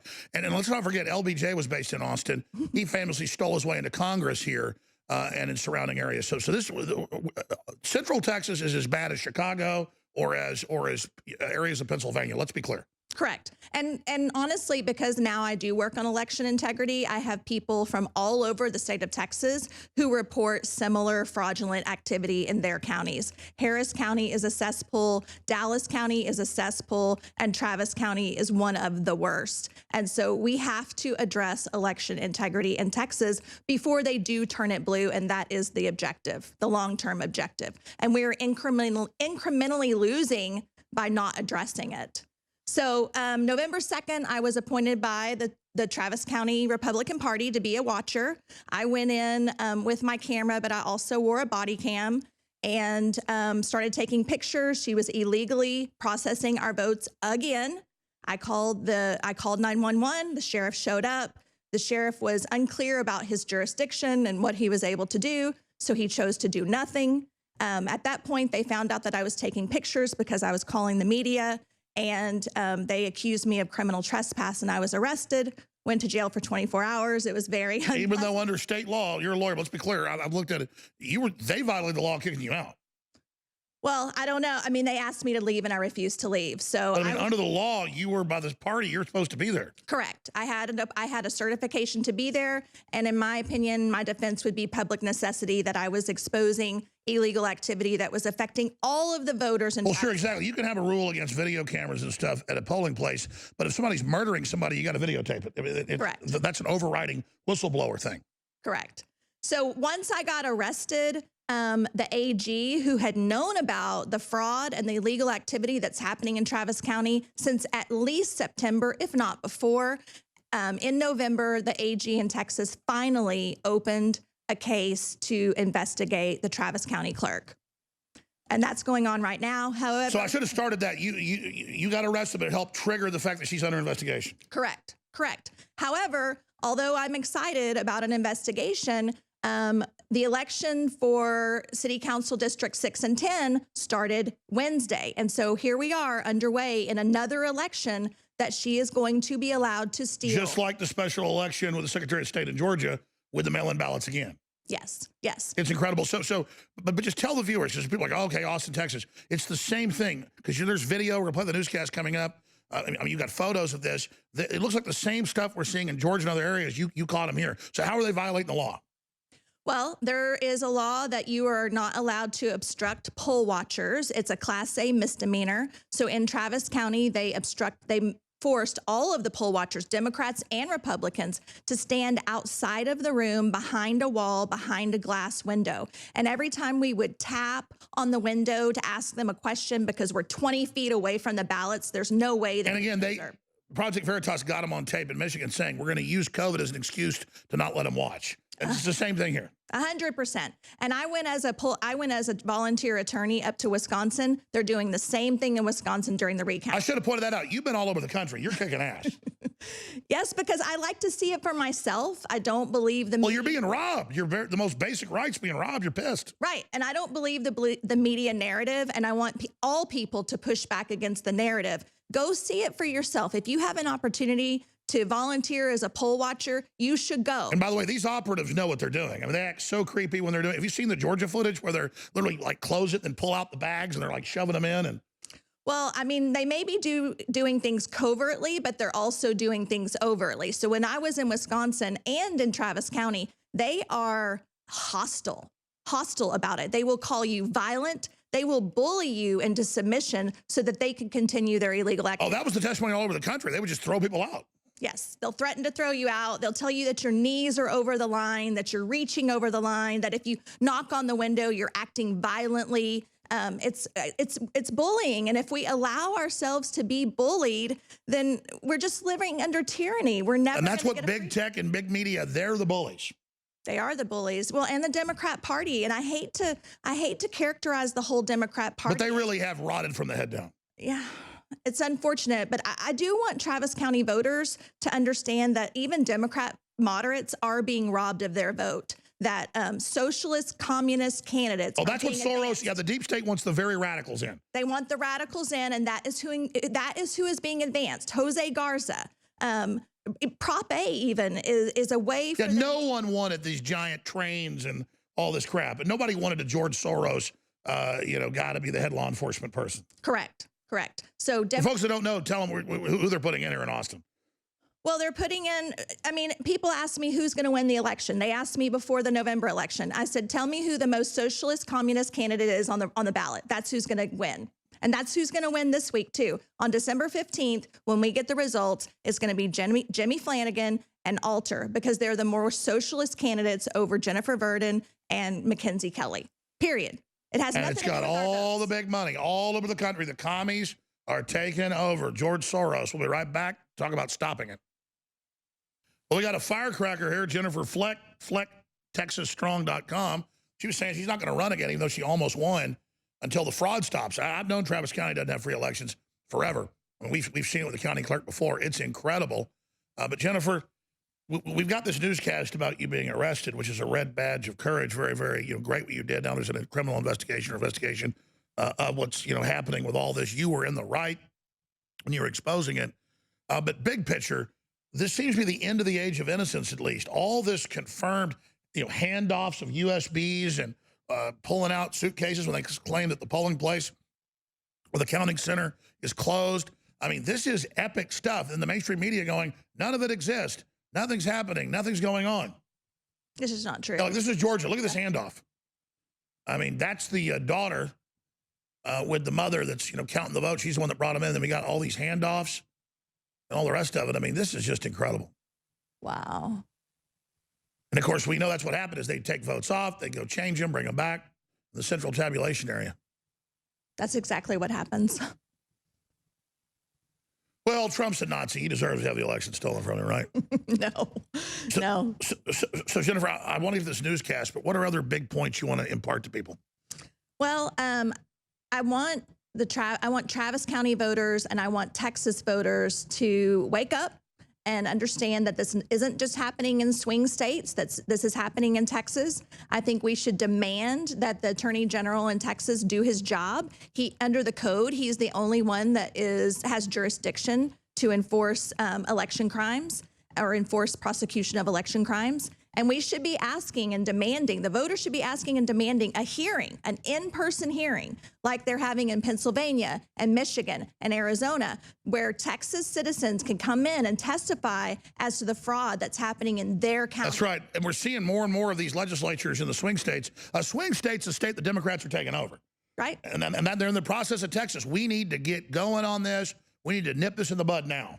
Correct. And we were just talking about we can't wait until we lose Texas, because you can see what's going to happen if we wait until we're a swing state. We have to address the fraud now and stop it now so that we're not ever a swing state. That's the goal. We never want to be a swing state, but we also, more than anything, we want legal elections. Until we have legal elections are the horse, I call it. Everything else is in the cart. So if we want to work on pro-life issues, if we want to work on pro-gun issues, if we want to work on equal parenting issues, none of those are going to advance until we have legal elections, because we won't ever be able to vote for and elect the representatives that care about the issues that we care about. And look, we've seen all the hoaxes and all the power grabs and all the scams. It's going on. They've caught them. And I think the naivete out there is ending. People are seeing the hardcore evidence of fraud all over. And I just don't see how they try to put Biden in there when it's so clear this is a scam.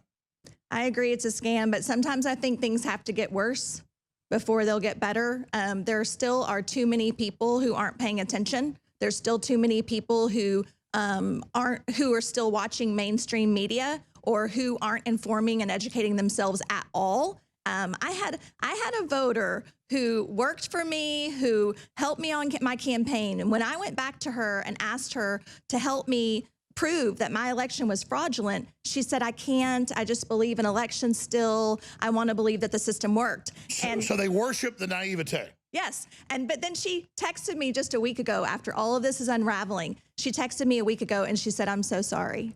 She said, I'm so sorry. I didn't understand what you were doing, and I didn't understand what you were saying. Well, that's because she's a nice person, and she keeps projecting her niceness onto people. That's not how this works. No, it's not. We all need to confess, admit, and absorb that we are at war. And we are at war for our freedom, not for our party. I will say equally negative things about Republicans and Democrats. They're all weak. They are all weak. And these big corporations are the ones doing it. But you just said it. We should put that up on the front of the interview. We are at war. Let's confess it. We're not looking for it, but let's just admit we're in a fight.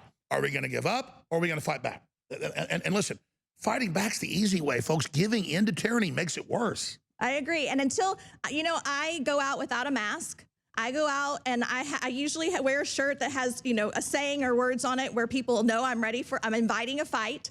I very rarely get asked to put a mask on, but I get approached by people with masks all the time, and they say, how do you do it? How do you get away with it? I was there.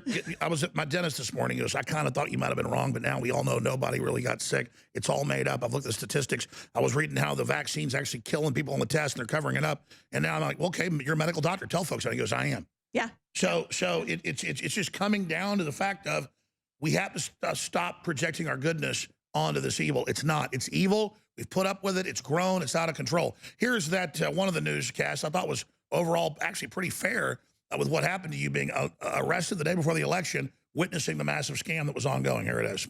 Watchers claim the Travis County Clerk's Office is locking them out, preventing them from watching the poll workers here counting ballots. State law allows these watchers to see and hear the clerk's office handling and counting these ballots. And that's exactly what Jennifer Fleck says she was trying to do when she was arrested here Monday. Fleck is an Austin attorney now charged with criminal trespassing after she says she called 911 to report election code violations inside the Travis County Clerk's Office. Fleck was serving as a watcher here at the Central Counting Station when she says she called 911, and it turns out, though, she left here in handcuffs. I was personally appointed by the Travis County Republican Party. So you were there on official business? Yes. Jennifer Fleck was right where she says the Travis County clerk told her to be, held inside this media room on the other side of a set of windows from the ballot counting station. Fleck says there was one major problem. The poll watchers could not see information on the computer screens or hear anything on the other side of that glass. My intent was to get it recorded, to take pictures of what was happening, and to make this situation public. Fleck snapped these 3 pictures and sent them to us. The pictures show, she argues, the clerk's office obstructing poll watchers from doing their job. We had no audio at all. We could not hear what was going on. They were running ballots. They were signing reports. How obvious? On the window so that we could ask a question or so that we could see a report, which is allowed under the statute, they would ignore us. Fleck then called 911 asking for a deputy to file a police report.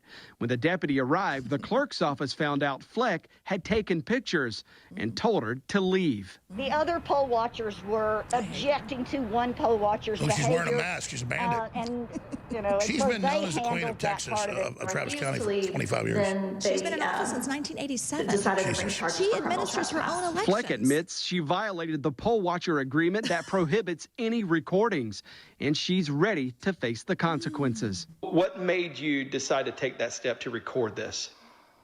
To be honest, I'm really frustrated with the fact that there is no recourse for illegal activity, and our votes in Travis County are not being protected. Really, my motive was to make her do what was right.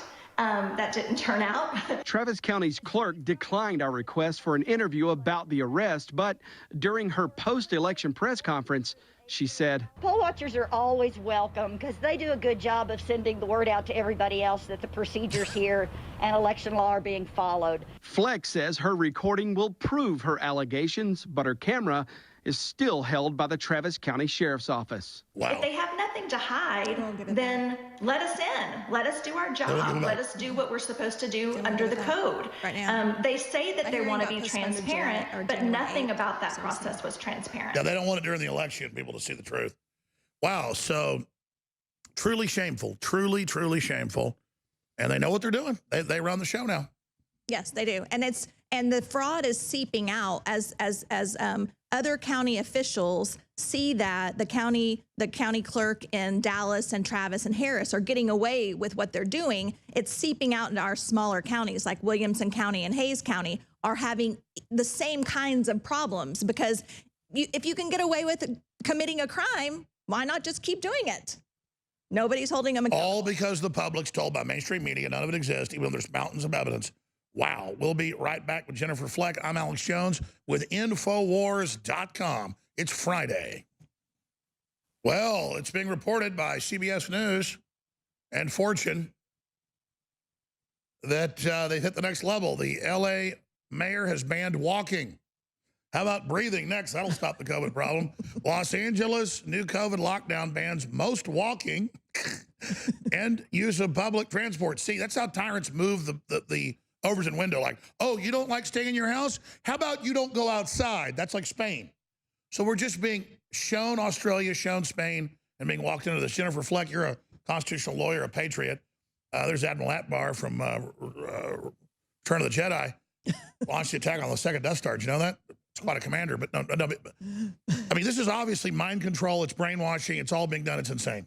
Yeah. So, I mean, all of COVID, I've watched it in the elections and I've watched it real time. All of us have. And they just, you give them a little bit of power, a little bit of authority, and they just take advantage of you. So and once they know they can't be thrown out, they get really arrogant. Yeah. But I'll walk in HEB without a mask and nobody says anything to me a lot of times. But then my mom will walk in and she's 70. She'll walk in and she'll have the mask below her nose and they'll harass her the whole time she's there and ask her to pull her mask up.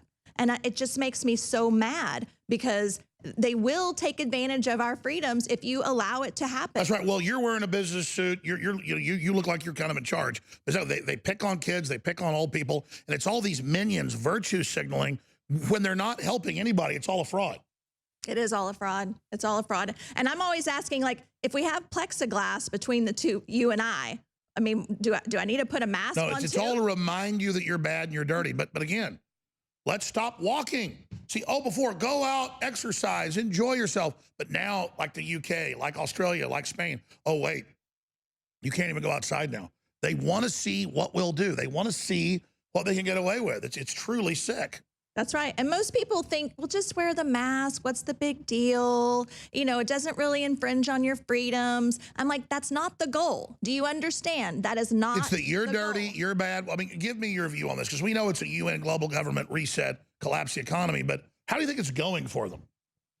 I think it's going great for them. I think they're getting exactly what they want. I think that they're going to keep pushing the American people or people everywhere. And the big corporations they're all essential, so they're all doubling profits. We're going bankrupt. It's modern warfare. That's right. Small businesses are closing. I mean, I remember reading the governor's executive order this summer, and you know there were like 10 exceptions to businesses closing, or that he had like 10 exceptions. And I remember one of them was that he closed all of the rafting businesses. Like your rafting businesses couldn't stay open. And I thought, how bizarre that he would attack a small business in Texas and let all these other big. Let's just say it. He's a miserable person.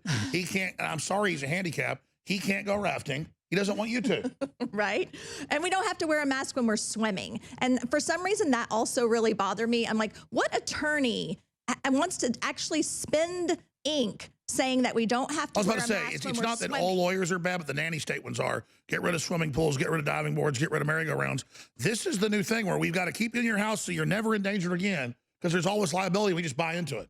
Yeah, we did. And I think everybody needs to start asking themselves, what is the end goal? What's the end goal? Like, do they really want us to all stay at home and not go out and not interact with, each other and be in relationships? Let's play the audio of this. Imagine they're beating people up. They're dumping water on people. If people don't wear their mask, they're all little, and again, it gives you bacterial pneumonia. It doesn't protect you. It's totally overblown. 96% of the PCR tests are fake. Portuguese courts, German courts, Brazilian courts, Russian courts have found they're not real tests. It's all based on fraud. But once we buy into it, we can't admit we've been scammed. Right. Right. It's true. Once we've all bought into the lie, then we can't backpedal. But we need to, like, at some point, everybody needs to decide what's their line in the sand, right? Well, imagine our children are being indoctrinated into this, and now they're coming with the forced inoculations. Now they're telling us this. This is crazy. Well, and I always think about the next generation. I mean, I have 3 children, and I am concerned about what we're modeling, right? What we're allowing. We're totally modeling cult-like. You know what the answer is? And I don't want to launch this at this point, but I'm saying it's going down that road. The Battle of Athens. Everybody should search engine that. All these veterans came home to Tennessee with a corrupt mob boss running the town, Athens, Tennessee, and the veterans knew that they'd stolen the election. They knew nobody supported the corrupt mayor and his mafia. They went and broke in and found all the fake ballots and proved it. And then that's just an example. The Battle of Athens is where all this is going. Yeah. Well, to speak about veterans, I will say this: when I was and young people, they're different, age generations. But when I was knocking doors, whenever I knocked a door and a veteran came to the door, and he would have his Army hat on or his Navy shirt or whatever, and they're like war veterans, they would literally come to the door crying. No kidding. I'm not exaggerating. Crying and tearing up and asking, when are we going to stand up for this country like they stood up for our country? And that is my question. And I don't know how it's bred in me. I don't know if it's because I'm American or because I'm Texan or because I'm a Fleck. I don't know. But I'm not going to allow this country and our freedoms to be taken. And that's why I'm so upset is I'm not either. I mean, I know now that my cells are moving in a direction where it's not going to be stopped. It's like, it's coming. You're going to be defeated. That's right. That's right. And everybody can do their part, right? Everybody can do their part. You can stop wearing a mask. You can call your legislatures. You can volunteer to watch at the polls. You can call out fraud. You can ask the AG to investigate crimes. I mean, all of us have a part to play, and we can't do nothing. Well, also, everybody can feel deep inside that, especially when you swear on an oath to something, it's good, it's under attack. And something you love is under attack, you feel it. And we're not being taken over by something that's better than us. Then that would be something we merge with. This is an evil takeover. This is bad. This is not good. Right. I would think of it as being anti-American, anti-freedom, anti-truth, anti-justice. It's not one party against another party. It's an attack on our country. That's War. How you have to look at it. And the good news is Nevada, 400,000 disputed votes with fake signatures, and all sorts of scams and wrong addresses. It's all happening. But what's going to happen is the evidence is now proven, and the left just keeps saying he's the president. Well, they keep saying there's no evidence.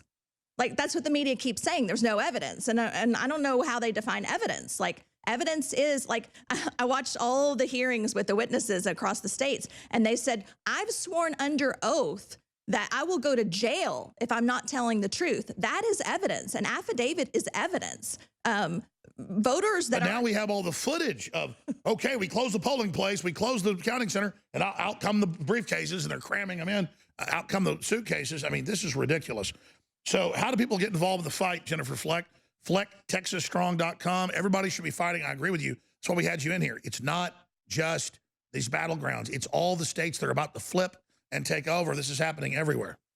Well, like I've already mentioned, I think everybody needs to reach out to their legislature, their House rep or their Senate rep, demand an in-person hearing so that we can grieve, so we can air our grievances and talk about the fraud that's happening in our own counties all over the state. Those are committees of correspondence. Get the intel going. Learn the enemy's patterns. Learn how they operate. Yeah. And war planning. Yes, yes. Be a poll watcher. Understand that they are exchanging USBs, creating new USBs. There's vendors on the machines. Look, we're better than the enemy. We start politically war planning. We get all the facts better than they got them. We're going to get them. Yeah. We just have to learn this. We got to get into it. Well, and we also need to leverage our the Texas Republican Party, or the Republican Party of Texas. They should be taking a stand for our state. They should be taking a stand for the voters. They should be. I totally agree. I'm going to let you host 5 minutes. I've got to go to a meeting, and then I'm going to come back and be on some shows today in the War Room. We got a little 5-minute segment coming up, so I've got to go. But I want you to do 5 minutes, and then we've got Dr.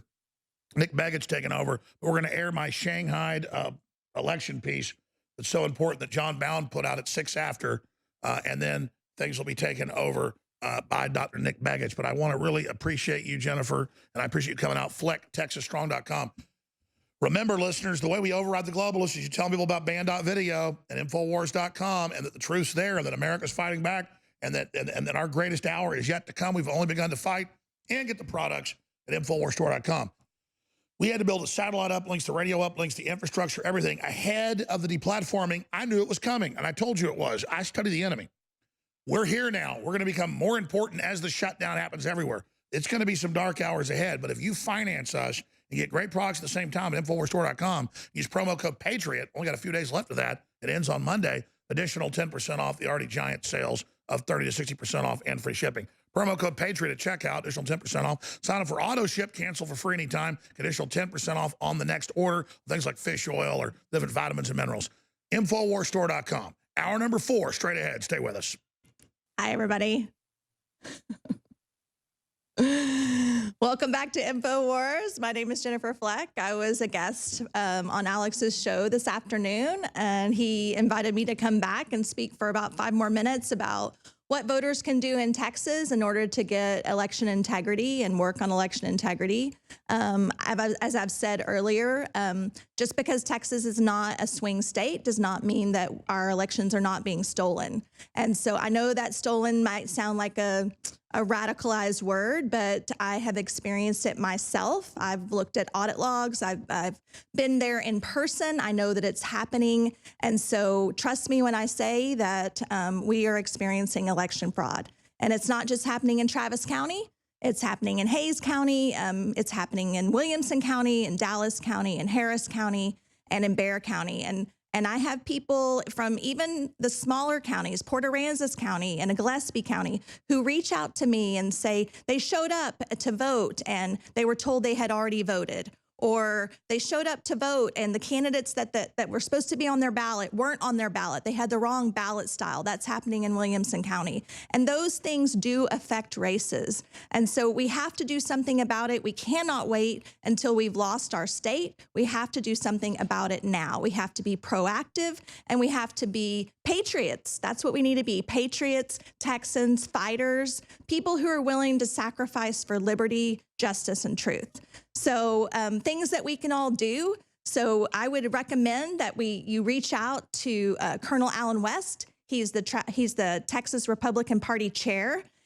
He has a platform in which he can influence our legislature, hopefully to conduct an in-person hearing so that we can go and testify as to the fraud that's happening in our counties, that we can make those things known, that we can dispel any myths or agendas or narratives that wants us to believe that this isn't happening, that we have a conservative government in Texas. We do not. We do not have a conservative government in Texas. We have a lazy government in Texas. And although it's Republican, majority Republican, it's lazy, it's complicit possibly, and it's complacent. They don't do what they need to do to protect our votes and to protect our elections. And we deserve better. The American people, the citizens and the voters in this state and in this country deserve better. We deserve to have our votes counted. Remember the saying, it doesn't matter who votes, it matters who counts the votes. And so those people need to be held accountable to the law.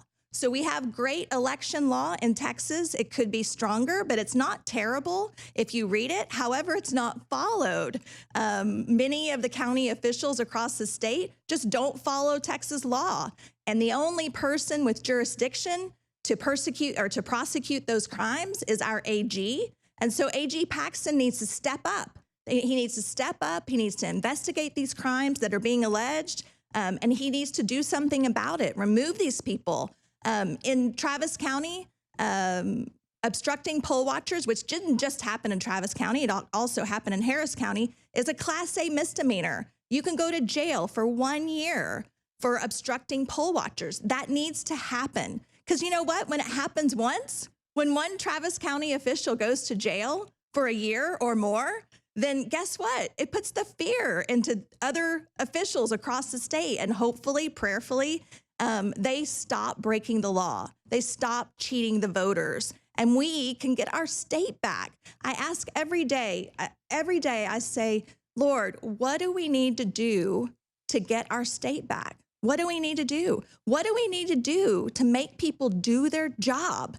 They're not doing their job. And there's only a few people that can do, that have jurisdiction over election crimes, and that's our AG. So I encourage people to reach out to the AG, reach out to your legislators, ask for an in-person hearing, reach out to the Republican Party of Texas, ask them to weigh in, reach out to your county chair, ask them to publicly and loudly demand that your votes count.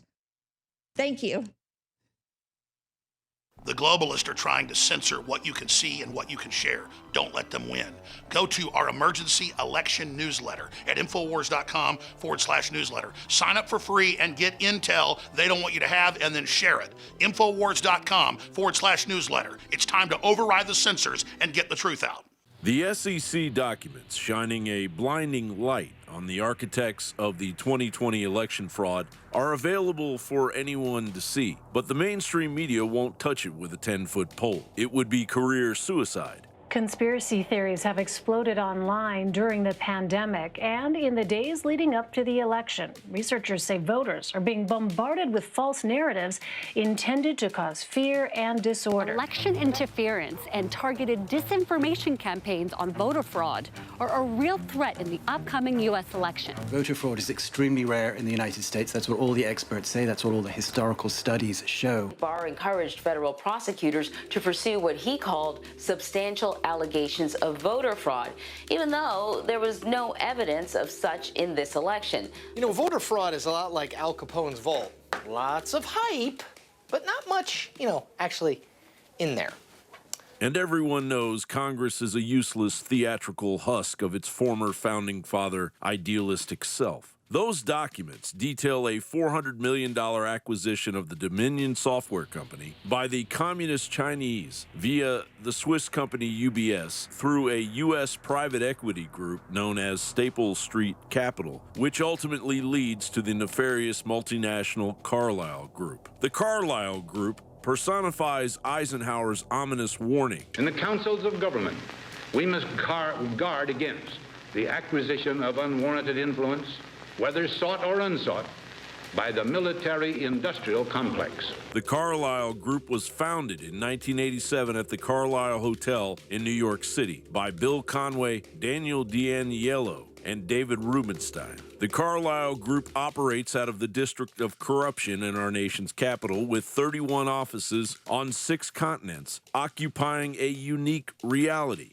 at the highest levels in what is known as the Iron Triangle, a world dominated by politics, industry, and the military. A group of a business built around defense and military that becomes so large and so powerful that it's actually able to influence the politics of war.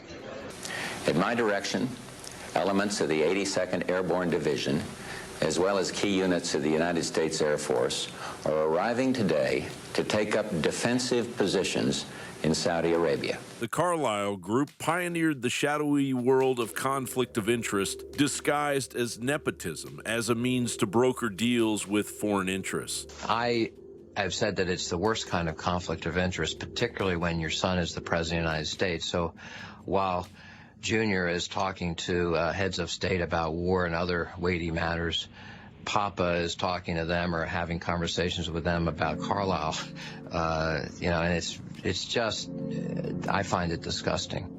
setting the precedent for the nepotistic activity of the Biden crime family. Hunter Biden, your son, was getting paid a lot of money to serve on the board of a Ukrainian energy company facing serious corruption charges. You were the vice president running point on Ukraine. What's your understanding of what your son was doing for an extraordinary amount of money? I don't know what he was doing. I know he was on the board. I found out he was on the board after he was on the board, and that was it. Of course, it was the Carlyle group that sat with the bin Laden family members as 9/11 was underway. I talked to someone who was at the meeting, and they told me that the whole crew of Carlyle, including Frank Carlucci and James Baker and David Rubenstein, along with Shafiq bin Laden, who was a representative of the bin Laden family and their fortunes, were all in the same room together watching the events of September 11th take place. It was the Carlyle group that bought a majority stake in the world's most profitable spy organization, Booz Allen Hamilton, home of the PRISM breach by Patriot Edward Snowden. And it was the Carlyle group that meddled in the election of Cynthia McKinney, who had brought their corruption to light. The Crusader missile was manufactured by United Defense Industries, and that company was owned by the Carlyle Group. So when the time came for us to vote, our committee, to vote on the defense authorization bill, I voted no. Then a very strange thing happened in my election. I'm a Democrat. What the Republicans did was the Republicans went out and got a black woman who was a Republican to run as a Democrat in my Democratic primary. And then 47,000 Republicans crossed over and voted in my Democratic primary. The Carlyle Group is fast approaching Goliath status as a leading defense contractor, as well as long having spread their tentacles with billions invested in China. In 2010, two former managers from the Carlyle Group created Staple Street Capital. As of July of 2018, the fraud-spewing Dominion voting machines were under total control of Staple Street Capital. Those managers' names are clearly on the documents of the $400 million transaction between the Communist Chinese government and UBS Securities, a Swiss investment bank which owns just 24.99% of UBS Securities. The remaining 75% of UBS Securities is owned by the Chinese government, as reported by the National Pulse. Just how deeply embedded is the Carlyle Group? Barack Obama rewarded former Carlyle Group Managing Director William Kennard with an ambassadorship to the European Union. Kennard is currently a member of the operating executive board of Staple Street Capital. The Carlyle Group and their private equity cohorts showered millions on Chinese puppet Joe Biden's basement campaign. Recently, over 160 New York executives wrote a letter to push the transition of the presidency. In the letter, they demanded that Joe Biden and Kamala Harris, as president-elect and vice president-elect, which legally they aren't, take power for the national interest and respect for the integrity of our democratic process. It should be abundantly clear by now that we no longer live in a republic held accountable by a democratic process. We live in a full-blown corporatocracy, hell-bent on a hostile takeover of our God-given rights. John Bound reporting.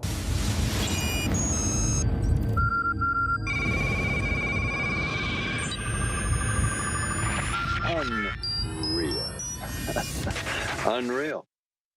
You know, thinking about all this, thinking about what we just heard in that, going into this segment, you know, the groups that control so much of what's going on in the world, there's a alphabet soup of them, actually. But when you really think about it, at the very top, there's just a handful.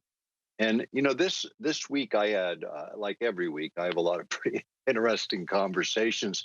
And I make it a point to reach out to people that I know that are really brilliant. And some of them reach back. Sometimes I never hear from them for long periods of time. But that's okay. When we do, it's really high quality conversation, you know, and it goes a little bit of time. And this week I spoke to people on the West Coast that are in touch with people all over the world. I talk to people in Moscow, Belgium, Asia, literally around the world. And in these conversations, everyone is seeing similar things play out. You know, in terms of trusting the mainstream, if you're getting any information there, you're too late.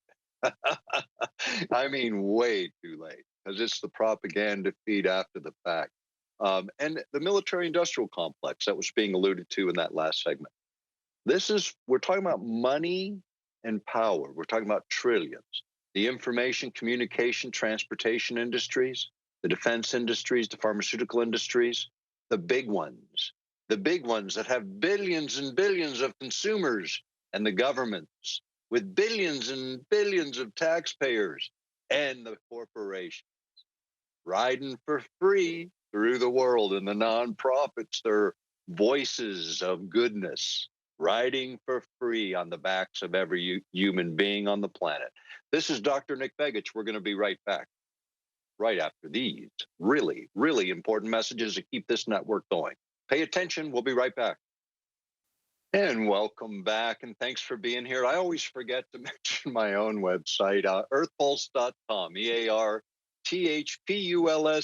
earthpulse.com. Check it out.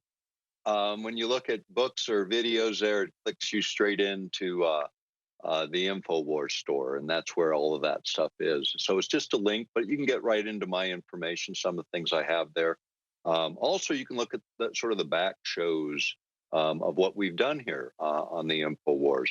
And, you know, InfoWars has been in this a very long time now, over a quarter of a century. And when I think about what's happened together, what we've all been able to do together, it's, you know, we're at 5 minutes to midnight, but we always knew it was coming. So here we are doing our thing individually and as a kind of loosely knit sort of organization, which is the best kind. It's called the human race, and we're in it whether we like it or not. and I laugh about it a lot because I look at all the divisiveness that's being thrown around, mainly by the mainstream media. You know, they keep hyping it all up to a point where it's like, what are we talking about here? You know, and my granddaughter, she's biracial. She's half black and half white, and I've been raising her with my former spouse since she was 1. And let me tell you something about my conversations with her this week, because she's getting all this mainstream and all the people she associates with as a child, you know, because you mix with all kinds of folks and hear all kinds of things. And there's a lot of confusion in the world, you know, where the world is colorblind. For me, I always have been. And that was my conversation with her is, hey, wait a minute, why should we be emphasizing these things when we should be emphasizing the humanness of each of us, the humanity of each of us? What does that mean? You know, and I talk about it a lot on this show.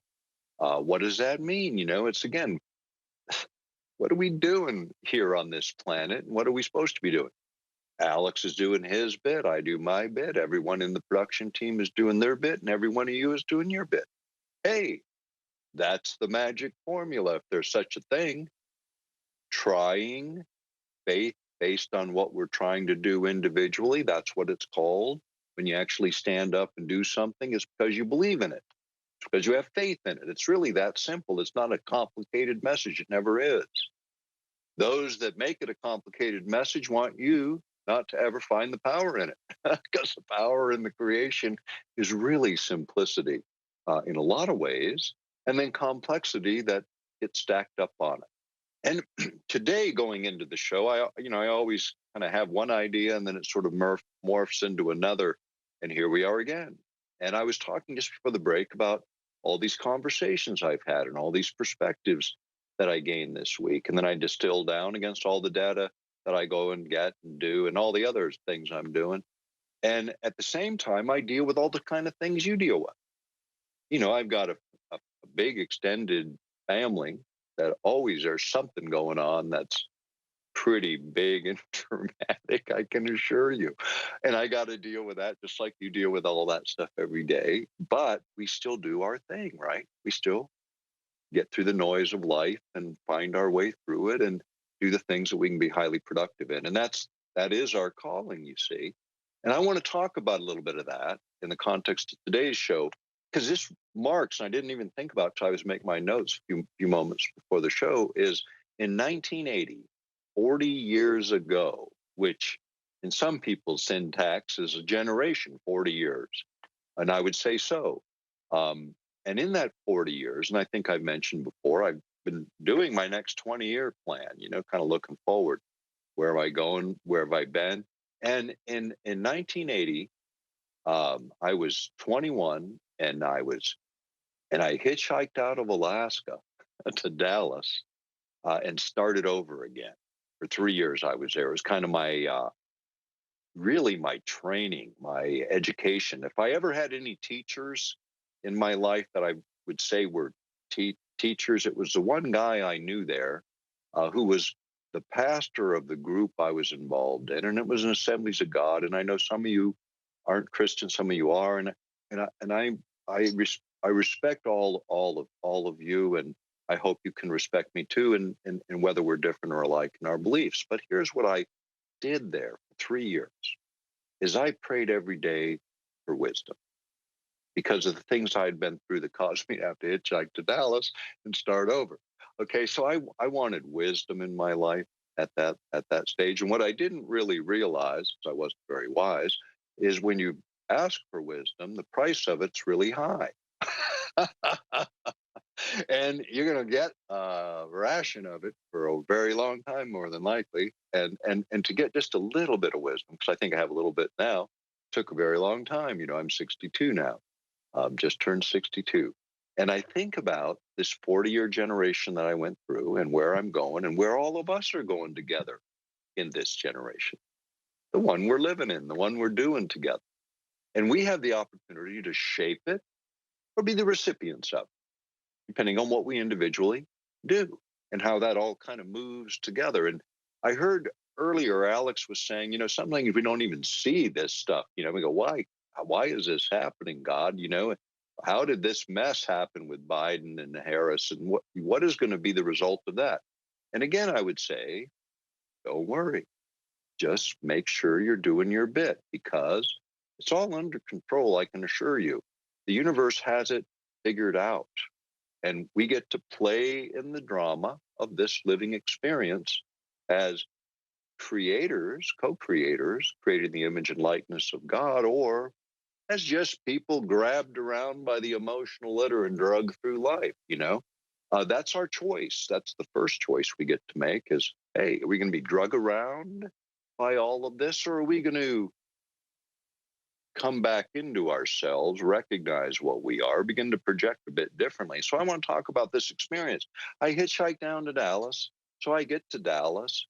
An uncle of my wife at the time and an aunt have us together there, and we're making it. And I have two small children, under one's 5 and one's 3. And this is a tough scene, but I worked my way out of it over 3 years. I lived below the poverty level during those 3 years, and I got my own place within a few months and did all that and struggled like everybody else struggles.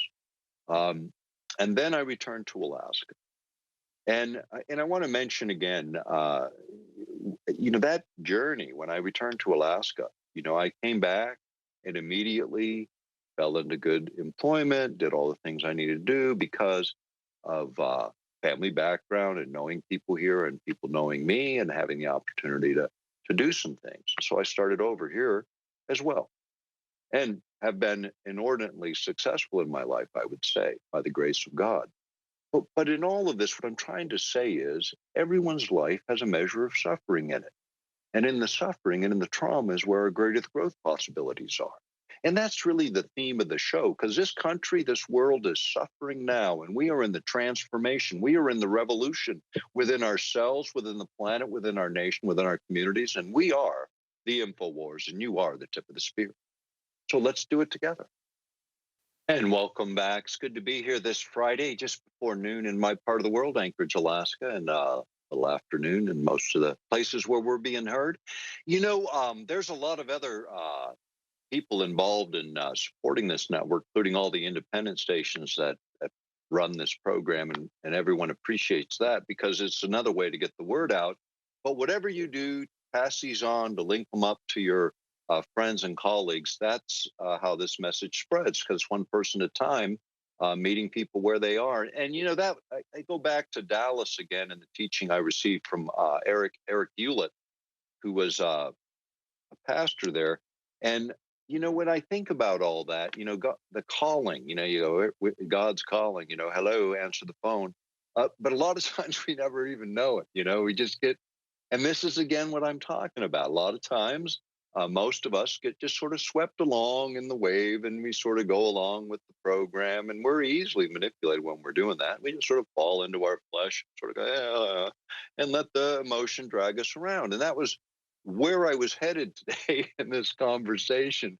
And here's what I want to say about that. I want to talk about it both from a science perspective, as well as a sort of a little esoteric, a little mystical, perhaps, perspective, but I would call a deep perspective, a different perspective. So think about the body, and you think about the flesh, right? And you can also think about it as the temple, right? I mean, think about this for a moment, because I want to deal with this piece of it first. Okay, the body, the flesh, and what that means, and then this last thing, the temple. All right, now that's interesting. And again, I want to go back to this theme I touch on every once in a while, created in the image and likeness of God. Okay, now this is a temple. What does that mean? Well, the mathematics of it, there is mathematics in it. You know, there's sacred geometry in it, because life is created by formula, by design, right? A grand design, you know? And so there's some order in it, right? I mean, there's structure in it. A lot of times we don't ever see it. We don't know it because we're just not there, you know? Okay. But as our minds expand and our information as we think about it expands, the world's knowledge expands, we think we get a better focus on it. We do. We increase the resolution. I always use that word. You know, it gets better and better. The more we know, the more we can see. You know, that's kind of some bricks in the wall of wisdom, but not wisdom. Don't confuse it. Don't confuse it with knowledge. This is called it bricks in the walls of wisdom. And those bricks are just bits of information. They don't mean anything on their own. They're just bits of information. They're the fact, the bricks. And then there's knowledge, which is how you link the bricks up. That comes from God. That comes from your connection to creation. That allows you to sort all that in the medium called the mind or the brain. Brain being the physical part, mind being the part we don't really get, you know, and the consciousness being that behind all of it that we're linked to. Okay. And then there's the one we think about, us, the one. And see that Carlisle group, they think about that a lot. They think about the flesh, they think about that, and they let the flesh and their intellect and their emotion, although they think they have very high intellect and emotion, they do. And they've learned how to mix this in the creative way and how to corrupt that creation. So they never really plug into the high voltage plug of God, but they get a cheap substitute that feels pretty good. You know, you could call it the orgasmic substitute of nonsense, because that's all it is. And they use sexual energy, so I don't use that just metaphorically. I use that realistically. One of the conversations I was in this week with a very, very credible guy. Now, a lot of conversations I have with my friends, I travel. See, I travel a lot. I show up, and then we have conversations. You know, taking a walk in the woods with no electronics so we can actually have one that's our own. So there's abbreviated conversations in the world right now because, you know, kind of hung up on the travel arrangements. But what he said was a couple people, don't want to identify too much, but I would say this, couple of whores, real whores for the CIA, credibly, doing the work of the CIA, which is, you know, the sexual extortion piece that Epstein also did with his crew, because it's about blackmail and extortion and all of this really dark, ugly stuff.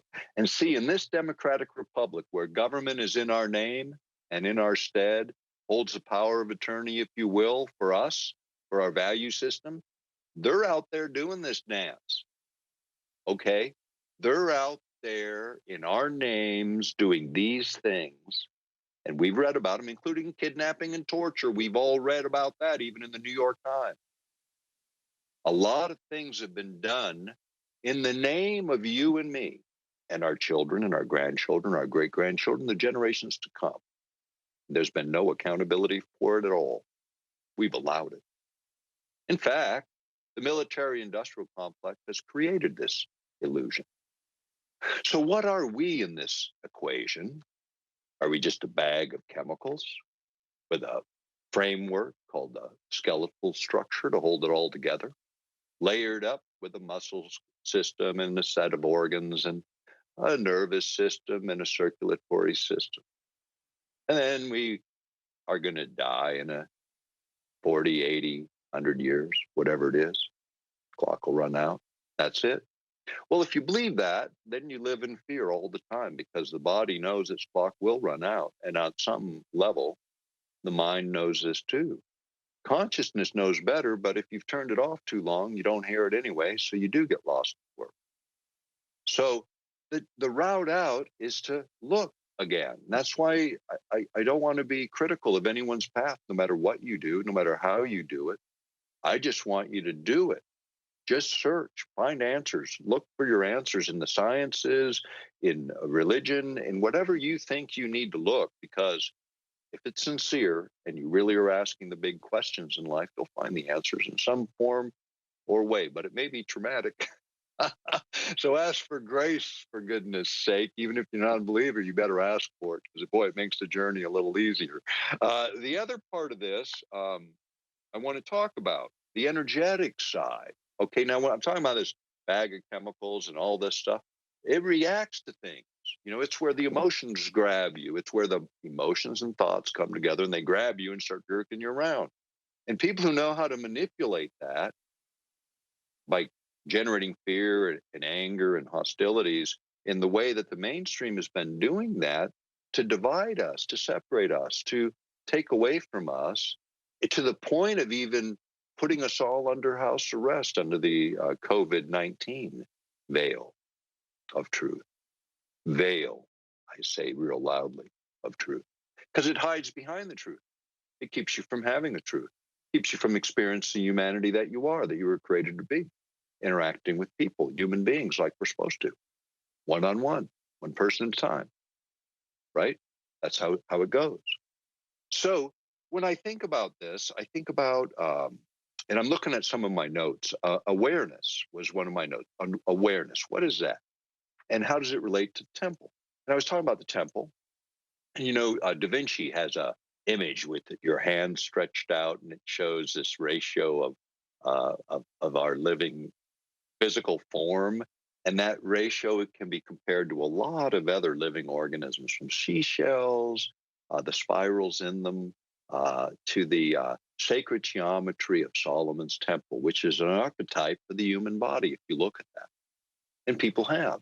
So when you think of the Testament, the Old Testament, and there's the image on the screen, you know, these ratios about creation, these things that we are just reminders. And last week I was talking about the brain, and the brain is an absolute 2-scale image of the entire universe, according to the latest science, meaning we are the hologram. We are a reflection of that creation, and even the minutest ways of giving us those hints so we can see that reality and embrace it, because in embracing the truth, faith kicks in and then action happens. This is Nick Begich. We'll be right back. And welcome back. You know, the time just flies every Friday afternoon, and but I appreciate you sharing this time with me today. You know, and again, thinking about the conversations of the week and sort of where the week is and what all has happened. The election still unsettled in most of our minds, at least. I think the majority of the country. You know, all the propaganda, all the pushing around. Again, it's meant deliberately to knock us off our balance, so we're not effective anymore. And they do it in all different ways. They do it with litigation, as Alex was talking about in some of the last segments. It ends up costing you millions of dollars. It's not the dollars, it's a distraction, and that's part of the mission. They got all the money in the world, literally, to throw at things, and then you're distracted. And so we got to stay on the focus, and that's where we all got to hang in there together on this one and stay focused. So support the InfoWars. Go to the InfoWarsStore.com and do the things that are good for you and good for the network as well. Talking about creation, and I talk a lot about it. I talk about how I see awareness or consciousness or God, whichever label you want to try and stick on this concept of God. Because words are pretty limiting if you really get right down to it. How would you do that?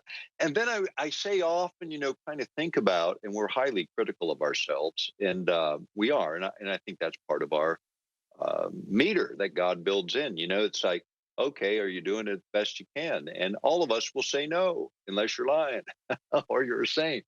And I haven't met very many saints. I don't think I've met any, actually. But what I do know is as we mature, age, whatever, in this reality, we come into our remembrance to a certain extent. If life has given us enough opportunity, usually they're in the form of trauma.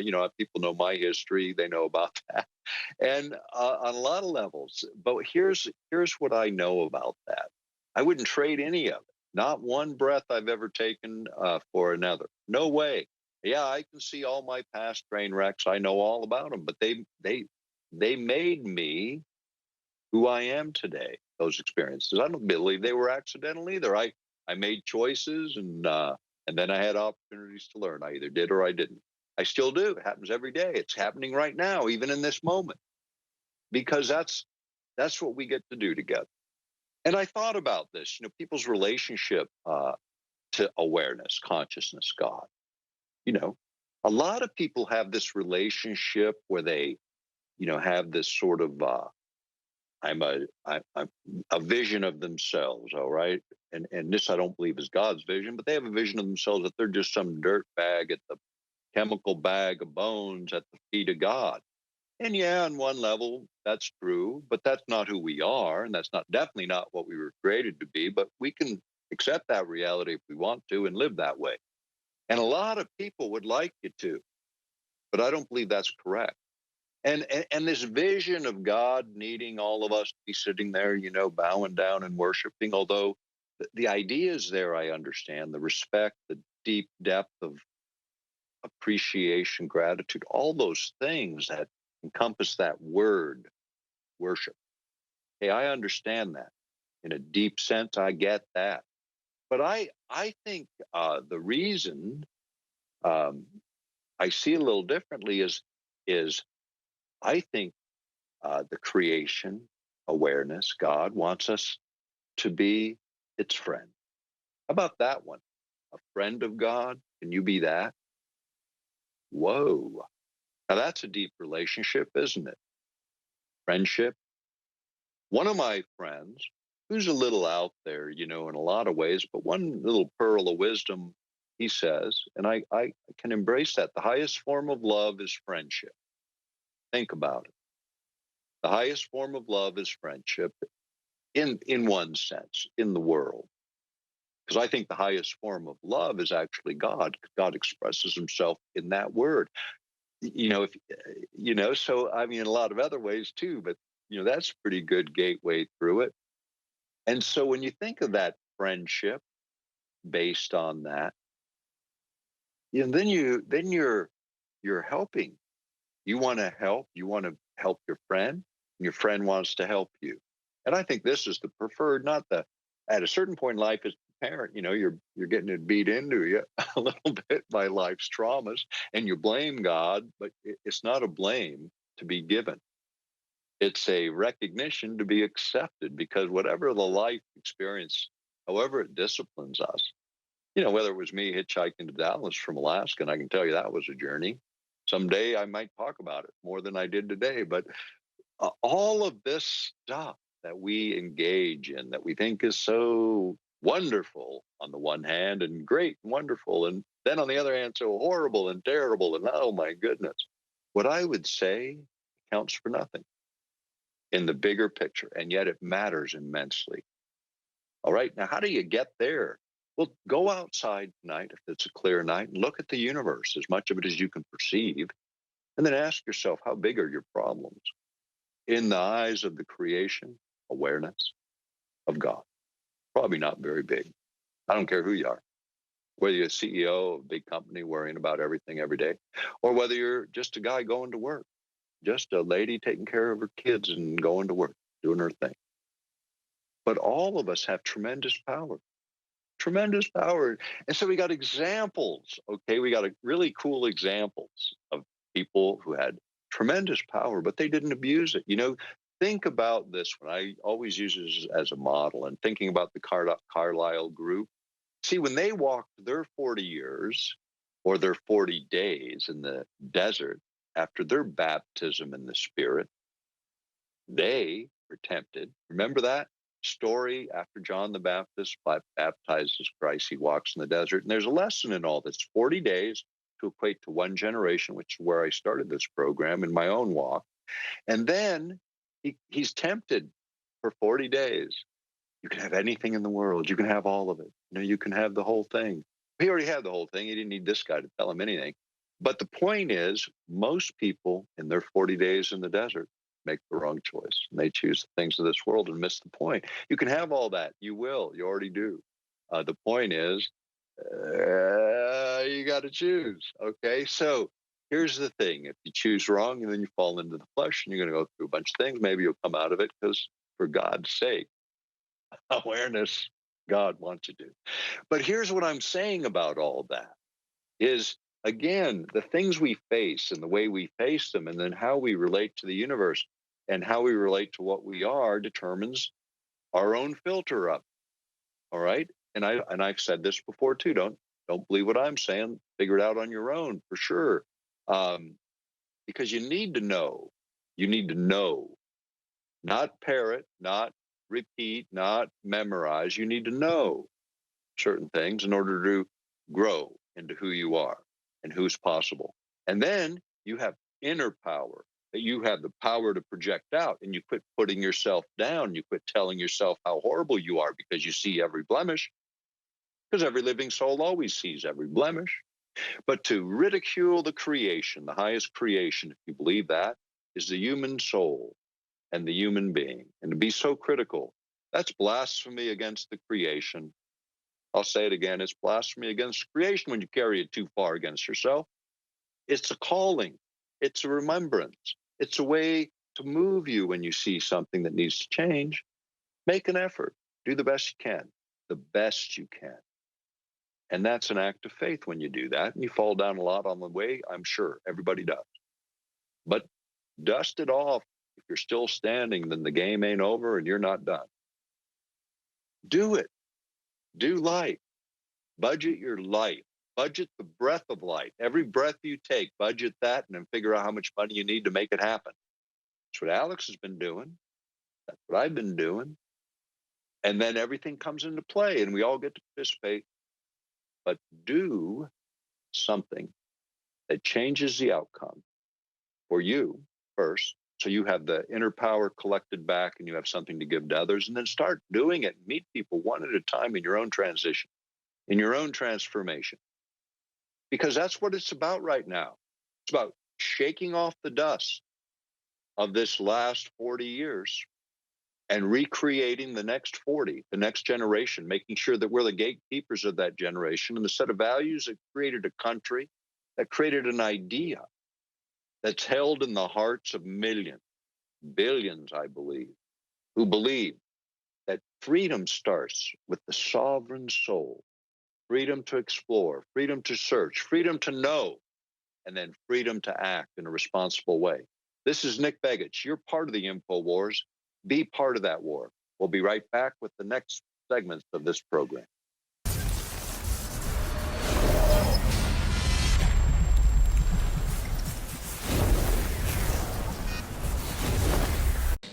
Promo code Patriot. Promo code Patriot at checkout at InfoWarsStore.com during Cyber Week in the first week of December 2020 will get you an additional 10% off on the already giant savings store-wide of 30 to 60% off with free shipping. Now, this is undoubtedly the biggest sales of the year. It's been a year full of sales because the country's in an emergency, the economy's breaking down, but I want you to get your Ultimate Fish Oil, your Ultimate Turmeric Body Formula, your DNA Force Plus, your X2, your X3, your Ultra 12. I want you to get back in stock after being sold out for a year with the COVID shutdown. We couldn't get it. Alpha Power, it's all there discounted, and with promo code PATRIOT at checkout, you get an additional 10% off with the free shipping, everything else. Take advantage of it now at InfoWarsStore.com with promo code PATRIOT at checkout. That's promo code PATRIOT at checkout at InfoWarsStore.com, and it funds the InfoWar. If you want to fight the globalists, if you want to resist the New World Order takeover and the Great Reset, then be part of what my good friend Jason Burmis coined the other day, the Great Resistance. The answer to 1984 is 1776. And the answer to the Great Reset is the Great Renaissance or the Great Resistance. And that starts at Infowars.com and Band.video, where our views and support is exploding when it comes to actual visitors. But when it comes to financing our operation, money's actually gone down. I guess people think, well, Jones is right. He must have lots of support. No, that's not the case. We need financial support. Plus, we have great products you need. We have Cyber Week, 30-60% off, free shipping on all these great supplements and t-shirts and products. And with promo code PATRIOT, you get an additional 10% off at checkout on top of all the other sales. Promo code PATRIOT at InfoWarsStore.com. But whatever you do, spread the word about InfoWars. Spread the word about Band.video, because the great resistance to tyranny is here. Look,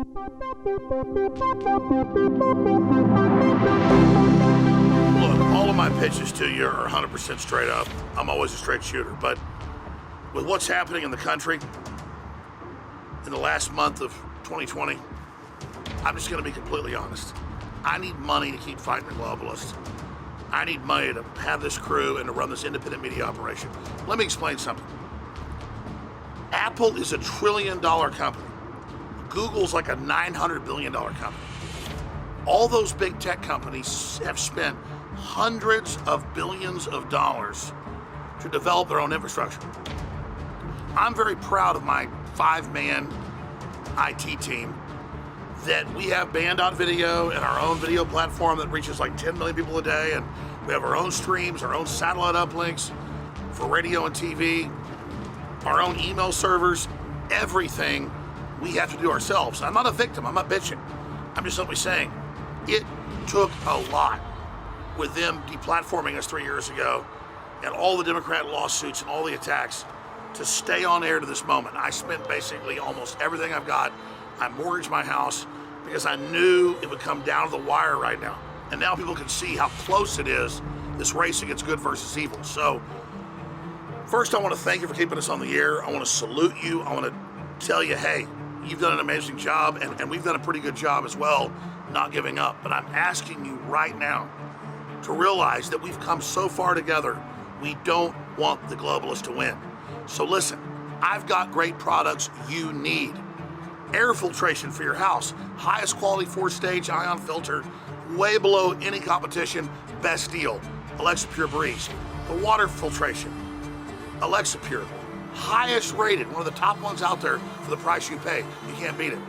The supplements, the films, the books, the t-shirts, all of it is really high quality, and it funds our operation. I want to stay in this fight. That's all I care about. I've been fighting so long, 27 years on air. You've kept me in the fight. We're in this together, but I'm telling you right now, as we close out 2020 and enter into this future, the globalists did not count on us being on air at this time. So the revolutionary act of you going to InfoWarsStore.com and getting fish oil, or getting Brain Force, or getting DNA Force Plus, or getting X2, or getting Vaso Beads, or getting Body's Ultimate Turmeric Formula, or Alpha Power, all of that gets you a great product and then funds the second American Revolution worldwide. Can you imagine the world without InfoWars? Can you imagine if we hadn't been on the air the last 27 years? Can you imagine what would have happened if you and countless others hadn't supported us? We would not be in a position right now to even be able to contend with the globalists, we would have already been defeated. So I'm going to tell you again, now is the time for your word of mouth. Now is the time for your prayer. Now is your time to financially support InfoWars and get great products you need at InfoWarsStore.com or call toll-free 888-253-3139. Take action now. If you've been a sponsor of us, that's who you are. We're not sponsored by Bill Gates. We're not sponsored by George Soros. When you buy the products or you make a donation, there's a link on that on the site. You are a sponsor of your own future and of American freedom and of people that don't back down and don't give in. I believe in you. I believe we're going to win. But regardless, I'm doing this in front of God, so what matters is I carry out the task. Thank you for keeping me in the game. Thank you for your support. Please support yourself and our future at InfoWarsStore.com today. Big sales at InfoWarsStore.com.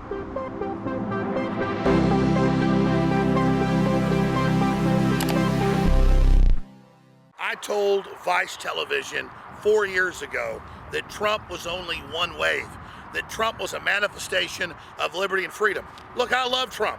I love myself. But people come and people go. This is about a mass awakening. This is about freedom. Here's a clip from Vice TV. Bigger waves are coming.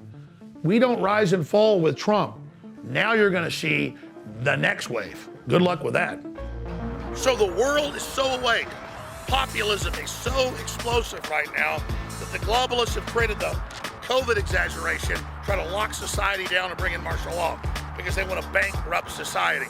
If they're successful, we're going to have a long, hardcore depression. So engage in a stopgap, engage in an insurance policy that you can eat.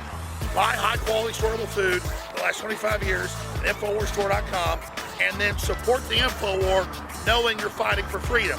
It's a 360 win. Hope that we defeat them. Hope you don't need to eat the food. But regardless, know you've got the food.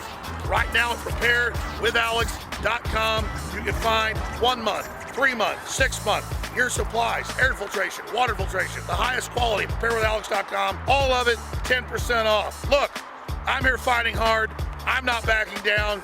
Go get products you need. Prepare yourself. Don't be dependent on the system and support the InfoWar. Preparewithalex.com. And then go to InfoWarsStore.com and get supplements and books and films and t-shirts and know you're funding the total resistance. We've come so far together, folks. I'm so exhausted. I'm not going to give you some slick ad. I'm just going to say we got great products. We support you. Support us in this damn fight and get the products at InfoWarsStore.com or call toll-free 888-253-3139. But whatever you do, pray for freedom, pray for an awakening, and support the InfoWar and say, God damn you to hell, Bill Gates. The globalists are trying to censor what you can see and what you can share. Don't let them win. Go to our emergency election newsletter at Infowars.com/newsletter. Sign up for free and get intel they don't want you to have and then share it. Infowars.com/newsletter. It's time to override the censors and get the truth out.